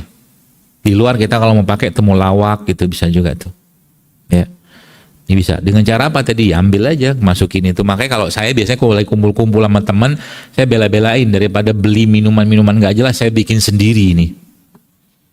Saya beli asam jawa, pakai mangkok gede, saya obok-obok pakai tangan saya, dan semua tidak ada yang diare, mencret, nggak ada. Karena mereka semua cinta dan sayang dengan saya dan tidak ada curiga sama saya. Tidak untuk diposting tentunya. Ya, bikin aja deh, masukin gitu kan, obok-obok pakai tangan, kan paling enak diobok pakai tangan daripada pakai sendok. Apalagi sendok zaman sekarang itu ngeselin. Di sebentar patah, bengkok gitu lah. Semua tuh menurun kualitasnya. Terus obok itu kasih apa namanya? Kasih madu, masukin garam sedikit, aduk, kasih es, minumnya siang-siang. Habis itu, kayak enak gitu, BAB lancar, hati. Nanti coba lihat aja efek asam. Asam ini ngikat fluoride, asam. Tamarin ngikat fluoride. Fluoride ada di mana? Cari tahu sendiri. Itu, ya. Apalagi banyak. Misalkan ini nih. Jadi karena kita sekarang ya, karena memang kekurang tahuan kita tentang makanan atau mungkin masih jahil lah dalam urusan permakanan, akhirnya dimakan kebanyakan makanan cuma sekedar emotional eating doang. Ya, misalkan Anda pagi-pagi, bolehkah pagi-pagi makan? Boleh. Sarapan pagi boleh nggak? Boleh. Tapi saran saya, kalau pagi-pagi kalau mau sarapan jangan kebanyakan karbo. Kenapa jangan kebanyakan karbo? Lemot kita nanti. Banyak orang habis makan sarapan pagi nasi ini segala macam kan ngantuk kan? Karena gula. Nah, saya kasih itunya, ilmunya tentang bagaimana cara mencegah agar tidak terjadi lonjakan gula. Lonjakan gula itu kayak apa? Udah pernah saya jelaskan bahwa penyakit yang berhubungan dengan kenaikan gula darah itu bukan cuma kenaikan gula darahnya doang, tapi insulinnya sudah tidak sensitif, disebut dengan insulin resisten. Jadi insulinnya ada, cuman nggak bisa gerak gitu loh. Ya, insulinnya ada, cuman nggak bisa bekerja untuk memasukkan gula ke dalam sel. Di samping memang gulanya banyak, makanya mulai sekarang kalau Anda mau hidup tenang, hidup bahagia, hidup sehat, jangan biarkan tubuh Anda mengalami namanya lonjakan gula atau glucose spike. Contoh begini, nih makan glucose spike atau makan yang menyebabkan lonjakan gula. Contoh gini, dia makan roti putih. Ya, bukan gandum, roti putih, terigu, kan? Roti itu dikasih mentega, dikasih gula pasir, dikasih misalkan lagi dikasih dengan meses, satu potong roti kayak begitu. Minum teh manis, bzup, naik deh gulanya itu. Ya, lama-lama jebol nih pankreas, akhirnya jebol. Kalau sudah pankreas jebol, kan insulin segala macam nggak bekerja, itu bukan cuma urusan perdiabetesan doang masalahnya. Jantung, stroke, darah tinggi, autoimun, kanker, itu semua kata kuncinya juga bermula dari masalah insulin resisten atau bermula dari glucose spike tadi. Pertanyaannya bagaimana cara mengendalikannya supaya tidak terjadi lonjakan gula. Banyak cara. Cara pertama, sebelum Anda makan apapun, makanlah sayur. Ini kayak begini nih. Sayurnya diapain? Ya mau dibikin salad boleh. Ada nggak Pi? Jeruk nipis. Makan sayur. Ya dibikin kayak salad gitu kan. Kemudian yang pertama itu, yang kedua sebelum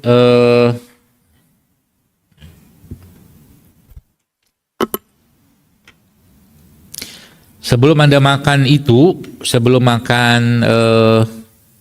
kadang gini, Dok, mohon maaf, saya belum bisa ninggalkan nasi, nggak apa-apa. Ya kan gitu kan, karena orang Indonesia kalau nggak makan nasi nggak makan. Dari dulu nggak berubah-berubah. Tenang aja. Masalahnya nasi kita tuh nggak ada serat. Ini saya kasih bagaimana caranya supaya nasi kita berserat. Dimasukin apa? Sayur kan hancur dia. Masukin biji-bijian. Atau kalau nggak masukin minyak. PCO boleh, zaitun boleh. Nanti nasinya berserat. Kalau nasinya berserat, apa yang terjadi? Tenang, tidak akan terjadi glucose spike.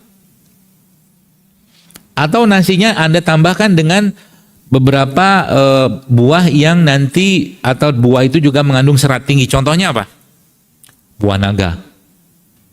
Nah, ini caranya gini ya. Nanti nasi itu mau Anda tanak gitu kan. Setelah itu tuh Anda masukin buah naga gitu, obok gitu, merah deh kan. Habis itu ditanak, nanti nasinya merah, itu nasinya berserat. Bisa.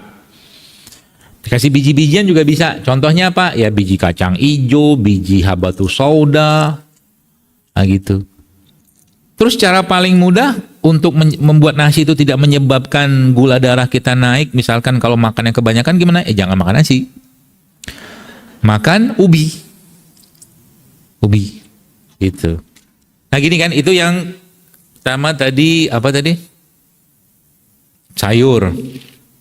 Nah kayak begini nih. Jadi protokol makannya begitu. Protokol makannya. Supaya apa? Supaya nggak terjadi lonjakan. Kalau sudah terjadi lonjakan gula, tandanya apa? Lemes kita. Lemes. Ya. Dan sebelum saya jawab ada 3 lagi, saya mau kasih tahu dulu. Sebenarnya ada cara lebih efektif untuk membuat kita tuh punya pembakar lemak dan pembakar gula yang lebih mudah dan lebih murah dan menjadi investasi kita untuk masa depan, yaitu apa? Memperbanyak massa otot. Memperbanyak massa otot. Otot apa? Sapi, kambing, bukan. Otot kita sendiri. Olahraga. Tapi bukan olahraga kardio, tapi olahraganya beban. Contoh olahraga beban itu apa? Oh, yang angkat itu susah. Itu aja. Push up. Nah, bapak-bapak nih coba challenge Anda. Sehari bisa 100 kali push up. Sehari. Jadi nanti setiap habis sholat di rumah gitu kan, di masjid juga nggak apa-apa. Jangan rame-rame gitu kan, push up 20 kali. 20 kali kali 5 totalnya 100. Kalau Anda sudah bisa membuat 100 kali push up sehari, tubuh Anda sudah punya namanya glucose tolerance. Glukosa, toleransi gula. Jadi gula masuk dia bisa bakar, gula masuk dia bisa bakar gitu maksudnya. Makanya investasi itu otot. Push up. Ibu-ibu boleh push up nggak? Boleh. Berapa kali? Sebisanya. Mulai dari 2, 3. Push up aja sampai capek, sampai terjatuh. Ah itu bagus tuh. Bener. Kenapa? Karena gini. Ini ada yang mau makan gak nanti? Nggak usah lah ya. Mau? Enak loh ini. Push up tuh. 2 kali, 3 kali, 4 kali, 5 kali. Sampai capek. Sampai nggak bisa kuat lagi. Jatuhkan diri Anda. Berarti ototnya sudah nggak kuat. Istirahat. Gitu. Nanti mulai kalau orang-orang yang ahli-ahli itu bilang ototnya robek gitu ya, ototnya robek. Otot robek lama-lama Anda makan, udah ototnya robek, tanda kutip kayak begitu, bukan robek beneran, ruptur bukan, di robek bahasa mereka gitu kan. Robek itu dia akan butuh bahan makanan. Oke, bahan makanan yang paling bagus untuk ngisi massa otot apa? Daging, protein, tahu, tempe, ikan, daging gitu loh. Kebayang gitu, lama-lama badannya, saya banyak orang lihat orang-orang umur 60-70 tahun, Masya Allah, ototnya masih kuat gitu kan. Masih kuat naik gunung, masih kuat trekking.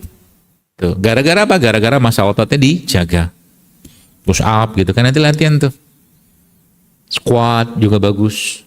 Push up-nya diubah-ubah, squatnya gitu kan. Ibu-ibu, makanya ibu-ibu mohon maaf yang bapak-bapak yang dengkulnya sudah mulai agak kurang enak, jangan dimanjain. Pelan-pelan latihan squat, pelan-pelan aja. Squat. Tahu lah kan squat kan, praktekkan sendiri aja nanti di rumah. Push up-nya juga sama. Dari mungkin 10 udah nggak kuat lagi berhenti. Besok tambahin lagi, nanti progresif, nanti akhirnya apa? 100 kali dia push up udah jadi kayak kardio. Udah kayak begitu, tambahin beban lagi. Pokoknya tambah terus bebannya sehingga ototnya makin besar, gitu ya.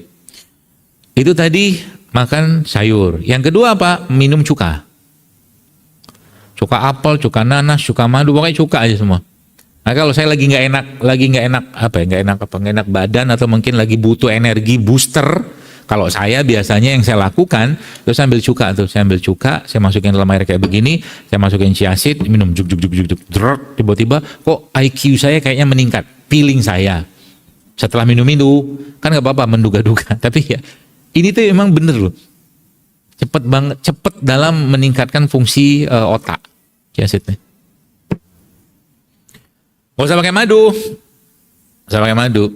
Jangan tanya kalau saya punya asam lambung. Kan gitu kan. Kalau saya punya asam lambung gimana? Nggak usah minum kalau ragu. Kan ragu penyakit. Kalau ragu nggak usah minum, kalau takut nggak usah minum. Udah, makanya saya simpel-simpel aja begitu sekarang. Saya kadang-kadang ngomong begini tuh karena begini, sering banyak orang kan, kalau saya kena lambung gimana? Oh, kalau nanti saya nggak makan gimana? Padahal Ramadan nggak makan juga dia. Biasa-biasa aja. Makanya tenang dulu gitu loh. Jangan terlalu banyak mengeluarkan pernyataan yang membuat kita cemas sendiri. Itu yang nomor 2. Tadi kan satunya sayur. Kemudian yang kedua cuka. Cuka doang boleh. Tapi kira-kira mungkin sebelum Anda makan itu ya mungkin 10 menit lah. Anda makan cuka segala macam itu. Jadi kalau saya makan bubur ayam, kira-kira kalau saya makan bubur ayam, saya makan apanya? Saya bukan penggemar bubur ayam, saya suka dengan kuahnya. Kuah bubur ayam itu saya suka karena ada kunyitnya. Makanya kalau saya makan bubur ayam, nih saya pagi-pagi kan saya bilang saya pagi-pagi karena pagi-pagi itu jangan banyak makan karbo, makan protein aja. Maka saya pagi-pagi makan telur ayam kampung. Berapa banyak? 3, 4, 5 makan. Enak aja badan gitu kan. Saya minum. Kadang-kadang kalau pas saya lagi itu saya bikin jeruk anget gitu kan, nggak pakai gula, minum. Terus saya bilang sama bang, bikinin bubur ayam. Saya bilang, oh ya, nggak usah pakai buburnya, nggak usah pakai ayamnya, kuahnya saja sama daunnya. Gitu. Itu kalau saya, jangan dicontoh. Masih tahu doang. Apa yang terjadi? Oh enak badan, nggak ada ngantuk-ngantuknya sampai siang sampai sore. Karena cara paling mudah untuk memperlama rasa kenyang itu jangan makan karbo, makan protein. Jadi kalau orang makan karbo, cepet banget laparnya beneran. Itu ada ilmunya gitu maksudnya. Itu yang kedua. Yang ketiga urutan makanannya. Urutan makannya maksudnya apa? Jadi kalau mau tidak naik gula darahnya setelah makan itu, itunya diatur yang dimakan pertama kali. Jadi kalau misalkan dalam satu piring itu ada nasinya, misalkan gitu kan, ada nasinya, ada sayurnya, ada dagingnya. Kan, ada nasinya, ada sayurnya, ada dagingnya misalkan. Yang pertama kali dimakan apa? Sayur dulu. Setelah itu dagingnya. Terakhir nasinya. Gak usah dimakan. Karena itu gulanya.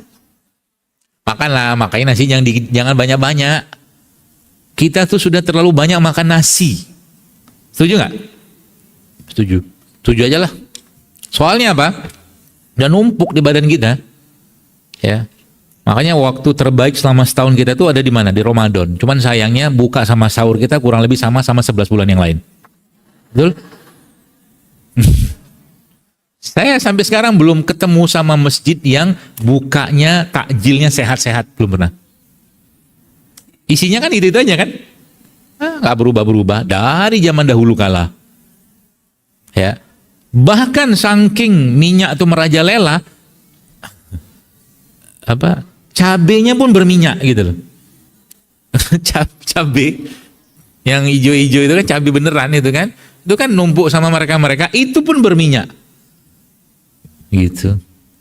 Itu parah loh minyak goreng itu. Saya bilang kalau Anda mengurangi radang dalam tubuh Anda, kurangilah minyak goreng beneran. Bukan jahat sih, parah. Inflamasi peginya dia. Jadi kalau mau dari semua itu, kalau mungkin dari semua yang biasa saya sampaikan itu, kalau kita mau mulai pertama kali mengurangi peradangan dari mana? Kurangilah semua yang digoreng-goreng. Terutama digoreng pakai minyak sawit. Terutama. Gitu. Itu yang ketiga. Yang keempat, udah kan satunya tadi makan sayur. Yang kedua minum cuka. Yang ketiga urutan makannya. Urutan makannya kan berarti sayur dulu, protein, kemudian karbo. Yang terakhir, bertanggung jawablah kalau misalkan nggak ada cuka, nggak ada sayur gitu kan, tetap pengen makan supaya dia tidak terjadi lonjakan gulanya, apa yang harus Anda lakukan? Habis makan jalan. 10 menit, 15 menit ya jalan. Jangan langsung bobo. Bobo. Apalagi jadi makan yang paling banyak bisa meningkatkan gula darah dan menyebabkan masalah di badan itu kapan? Malam. Jadi satu porsi makan yang kita makan di malam hari dengan porsi yang sama, dengan makan yang kita makan di siang hari dengan porsi yang sama, isinya sama, efek ke badannya lebih berat yang malam. Makanya sudah sering saya sampaikan, aslinya sebenarnya sebelum matahari itu tenggelam, kalau mau makan, makanlah. Sebelum matahari tenggelam. Setelah matahari tenggelam, kalau tetap pengen makan, jangan makan yang memberatkan badan. Anda lihat sekarang banyak orang pulang kantor makan apa? Udah banyak yang jual kan? Nanti kalau saya sebutin nama nasinya dimarahin pula saya. Pulang kantor jam 8, 9 malam mau cari itu yang jualan nasi yang pakai santan itu.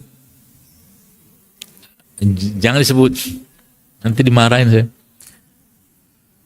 Makan pakai ada nasinya, ada bakwannya, ada kentangnya kadang-kadang, ada bihunnya, ada kerupuk, diminumnya pakai es teh manis. Berapa karbonya? 6. Selamat. Nanti ikut kajian, dok, bagaimana cara mengatasi kolesterol?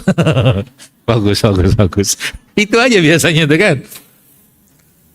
Jadi kita tuh memang ya karena nggak disiplin. Berarti kalau malam bagusnya gimana? Jangan terlalu banyak makan, terutama karbo. Ya.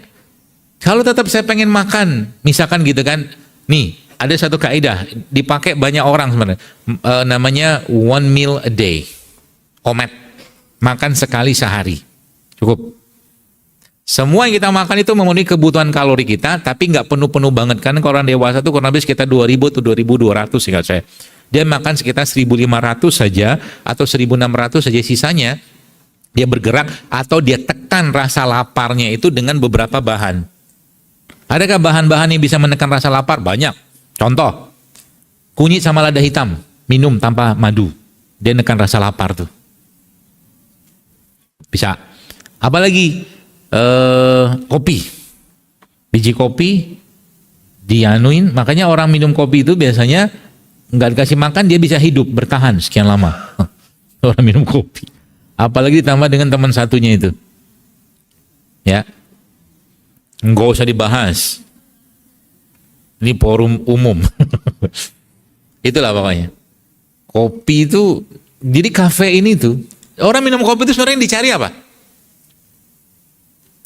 Perasaan sebenarnya. Sama juga dengan orang makan kerupuk. Coba jujur deh, kerupuk itu ada nilai gizi yang tinggi nggak? Terus kenapa dimakan? Kita cuman makan kerupuk itu untuk mendapatkan sensasi buat jiwa kita berupa kriuknya. Kalau nggak ada kerupuk tuh kayaknya nggak kriuk gitu, nggak asik gitu loh. Padahal saya bilang zaman sekarang kan teknologi udah canggih. Anda putar aja YouTube, putar yang nanti ada bunyi-bunyi kerupuk. Jadi waktu Anda makan ada bunyinya, gitu kan? Butuh bunyi doang.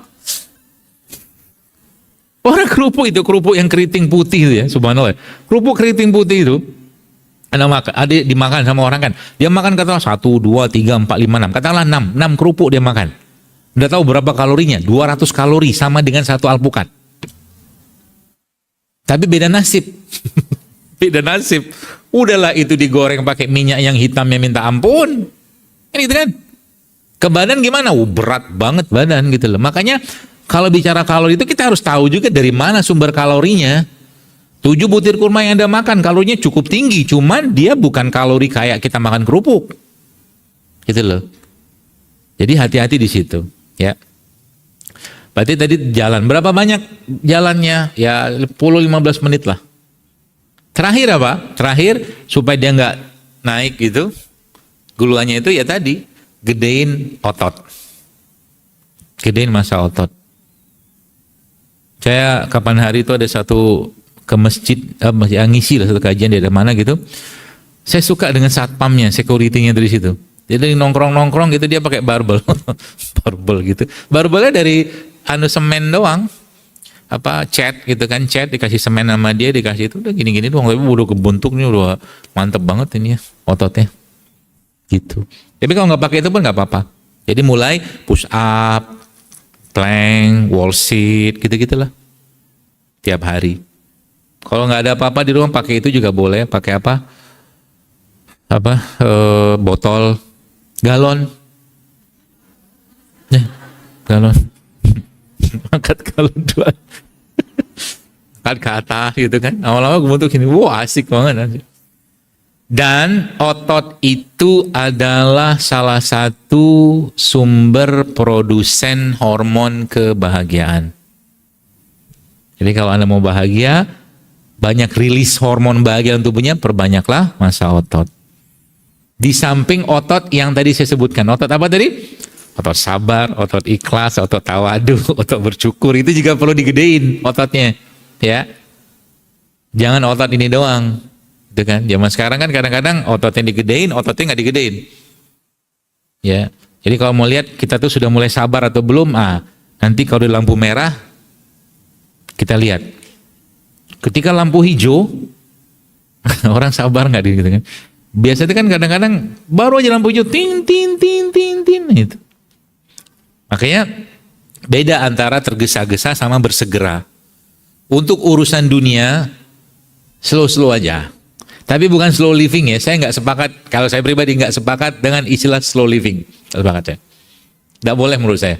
Kenapa? Kalau ada orang diberi kapasitas oleh Allah untuk mengerjakan yang 100, lalu dia menslowkan itu, dia akan ditanya sama Allah. Kenapa kau slowkan?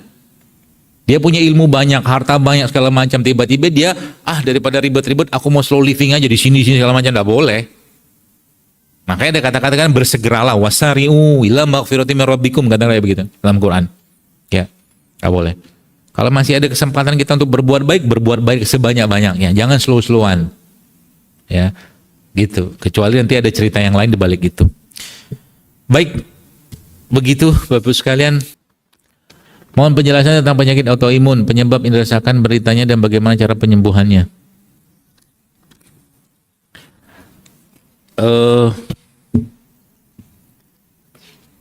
Versi saya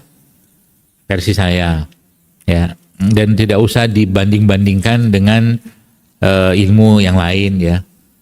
Dari apa yang saya pelajari, saya pahami ya, tadi memang konteks pertama kalau kita membahas tentang penyakit, maka di situ akan ada satu dimensi emosional yang terlibat ya. Di orang autoimun ada nggak? Ada. Orang autoimun tuh ada satu keadaan jiwanya mereka yang saya pahami ya, yang saya pelajari itu yang sebenarnya itu bisa diperbaiki ya. Contohnya apa? Contohnya tahu autoprotect tahu? Autoprotect tahu? Autoprotect itu gini. Misalkan nih seorang ibu lah gitu kan, dia karena saking takutnya dengan anaknya misalkan terkena matahari, dia nggak boleh biarkan anak itu kena matahari, itu autoprotect. Terlalu was-was, terlalu khawatir dengan sesuatu sehingga dia terlalu memproteksi gitu loh dengan sesuatu yang sebenarnya itu nggak perlu segitu-gitu amat juga ya. Nah respon itu kan autoprotect atau segala macam itu kan kalau tubuh kita kan sebenarnya di situ perginya itu kan masuknya ya, kulit ya, kulit itu perlindung pertama kita gitu loh. Jadi bab tentang autoimun ini kalau yang saya pahami sekali lagi, mulailah memperbaiki dari konteks atau konsep autoprotect itu, satu yang pertama. Yang kedua, mulailah menurunkan standar ideal karena beberapa yang autoimun itu cenderung perfeksionis. Cenderung. Kalau habis A, B, kalau habis C, D gitu loh, itu perfeksionis. Ya, nggak bisa fleksibel gitu loh. Nah itu dirapiin dulu itunya. Kemudian apalagi yang kita bisa lakukan untuk autoimun? Banyak. Ada namanya imunomodulator, ada namanya imunostimulator. Kalau orang autoimun katanya kan reaksi imunnya sedang tinggi gitu kan. Makanya nggak perlu kita lakukan pertama kali adalah kasih dia modulator. Ada banyak modulator, ada banyak. Salah satu jenis modulator itu apa? Habatus sauda itu modulator, imunomodulator. Bukan imunostimulator. Contoh imunostimulator itu apa? Jahe gitu, saya imunostimulator. Jadi ada beberapa bahan-bahan kayak begini tuh dia punya fungsi untuk imunomodulator, memodulasi ulang, mengatur ulang. Itu satu, misalkan habatus sauda juga bisa. Terus apalagi serai juga bisa. Serai ya dipakai itu. Jadi bikin apa serainya? Ya dibikin minuman aja. Ya hari-hari gitu, mungkin tambahin jahe sedikit juga nggak apa-apa. Ya serai. Itu. Kemudian apalagi yang bisa diberikan probiotik. Probiotik itu bakteri-bakteri baik itu loh. Ya. Yang ada sekarang beberapa produknya itu mengandung probiotik. Kalau ibu-ibu pernah tahu ada satu produk anak-anak yang kalau diare yang sasetan itu loh. Ya itu, yang sasetan kecil itu kan sebutannya ini kan, itu ada bakterinya itu. Ya. Kuncinya ada pada pencernaan. Ya. Atau bisa juga pakai kalau yang produk saya sih bisa pakai mungkin lambung ceria. Lambung ceria itu bisa, tapi yang kapsul bukan yang serbuk. Itu. Kemudian apa lagi? Berbekam. Berbekam itu termasuk memodulasi. Ya. Itu. Apalagi puasa. Itu juga modulator tuh. Itu mungkin.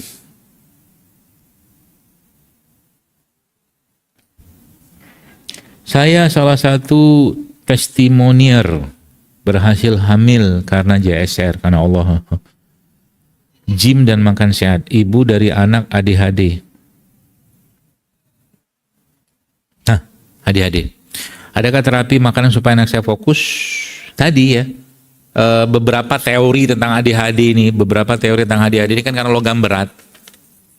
Maka coba kasih yang tadi yang ngebind, misalkan kunyit bisa, habatus sauda bisa, omega 3 bisa, tamarin tadi juga bisa, ya untuk ngingkat logam berat itu. Dibekam juga bisa, ruqyah apalagi itu juga bisa. Yang paling bagus juga dikerjakan apa? Sering-sering dipeluk ya anaknya.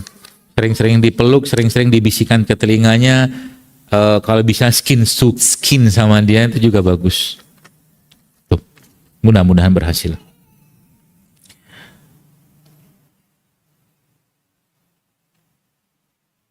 Nah kan benar kan? Saya bacain cuman ibu, saya nggak usah sebut ibu siapa ya. Ini anak saya dulu ketika ya, oh iya, 11.35, 5 menit lagi, alhamdulillah. Ini anak saya dulu ketika kerja, selama hamil saya ditekan bos. Pasti ada emosi dari seorang ibu ketika hamil itu yang berefek, yang akan merasakan efeknya siapa? Anak. Maka jaga banget emosi waktu hamil. Jangan curiga, jangan segala macam. Karena yang paling kasihan itu anak. Gitu loh. Sekelasnya Maryam alaihissalam saja, Masya Allah kan.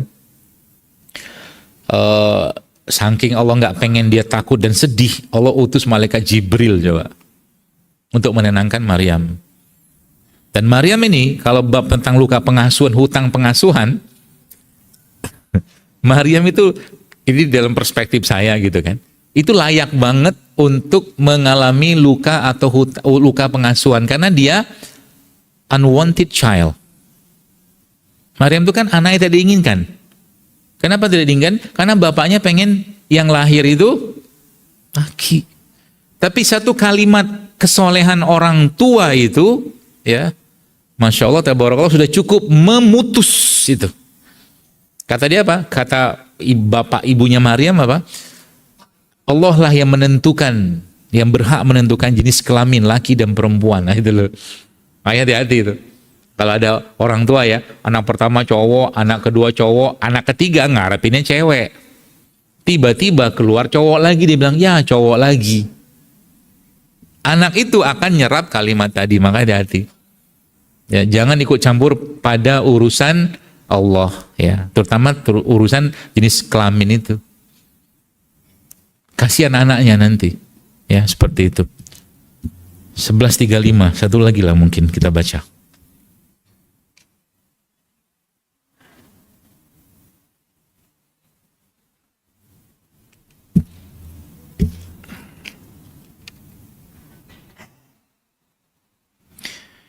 Umur saya 60 tahun, mau bertanya di luar tema, apakah katarak bisa diatasi tanpa operasi?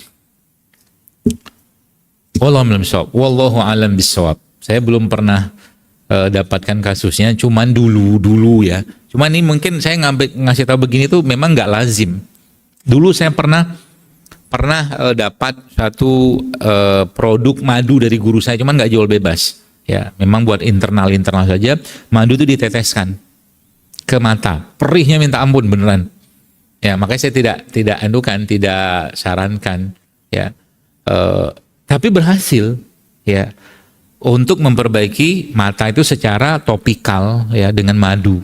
Ya, cuman lagi-lagi hati-hati dalam madu karena ada serbuk-serbuk polen tuh bisa melukai, makanya hati-hati banget. Ada dulu, saya nggak tahu sekarang mungkin ada dijual atau apa saya nggak tahu. Ya, tetes mata madu atau bisa juga mungkin, ini mungkin coba aja ditetesin pakai air zam-zam. Zam-zamnya didoain dulu, dibacain dulu, dia minum air zam-zamnya sekaligus diteteskan. Harap-harapnya kan zam-zam lima syuribala sesuai dengan apa diniatkan. Ya, tapi harus dicari tahu dulu atau mungkin secara asupannya juga perlu mungkin menurut saya diperbaiki juga ya.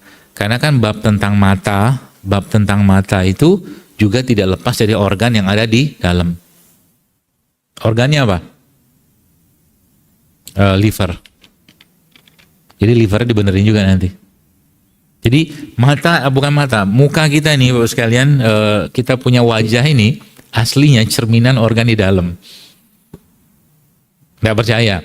Orang yang kena ikterik itu kuning, sakit hepatitis itu kan, matanya kan kuning. Makanya dari wajah itu ketahuan orang itu sebenarnya sakitnya apa aslinya. Jadi orang yang livernya sakit, limpanya sakit, dari muka udah mulai kelihatan sekilas kelihatan gitu. Ya makanya kalau orang yang makannya benar, jaganya jaga emosinya benar, biasanya mukanya itu juga kelihatan bagus gitu loh. Ya.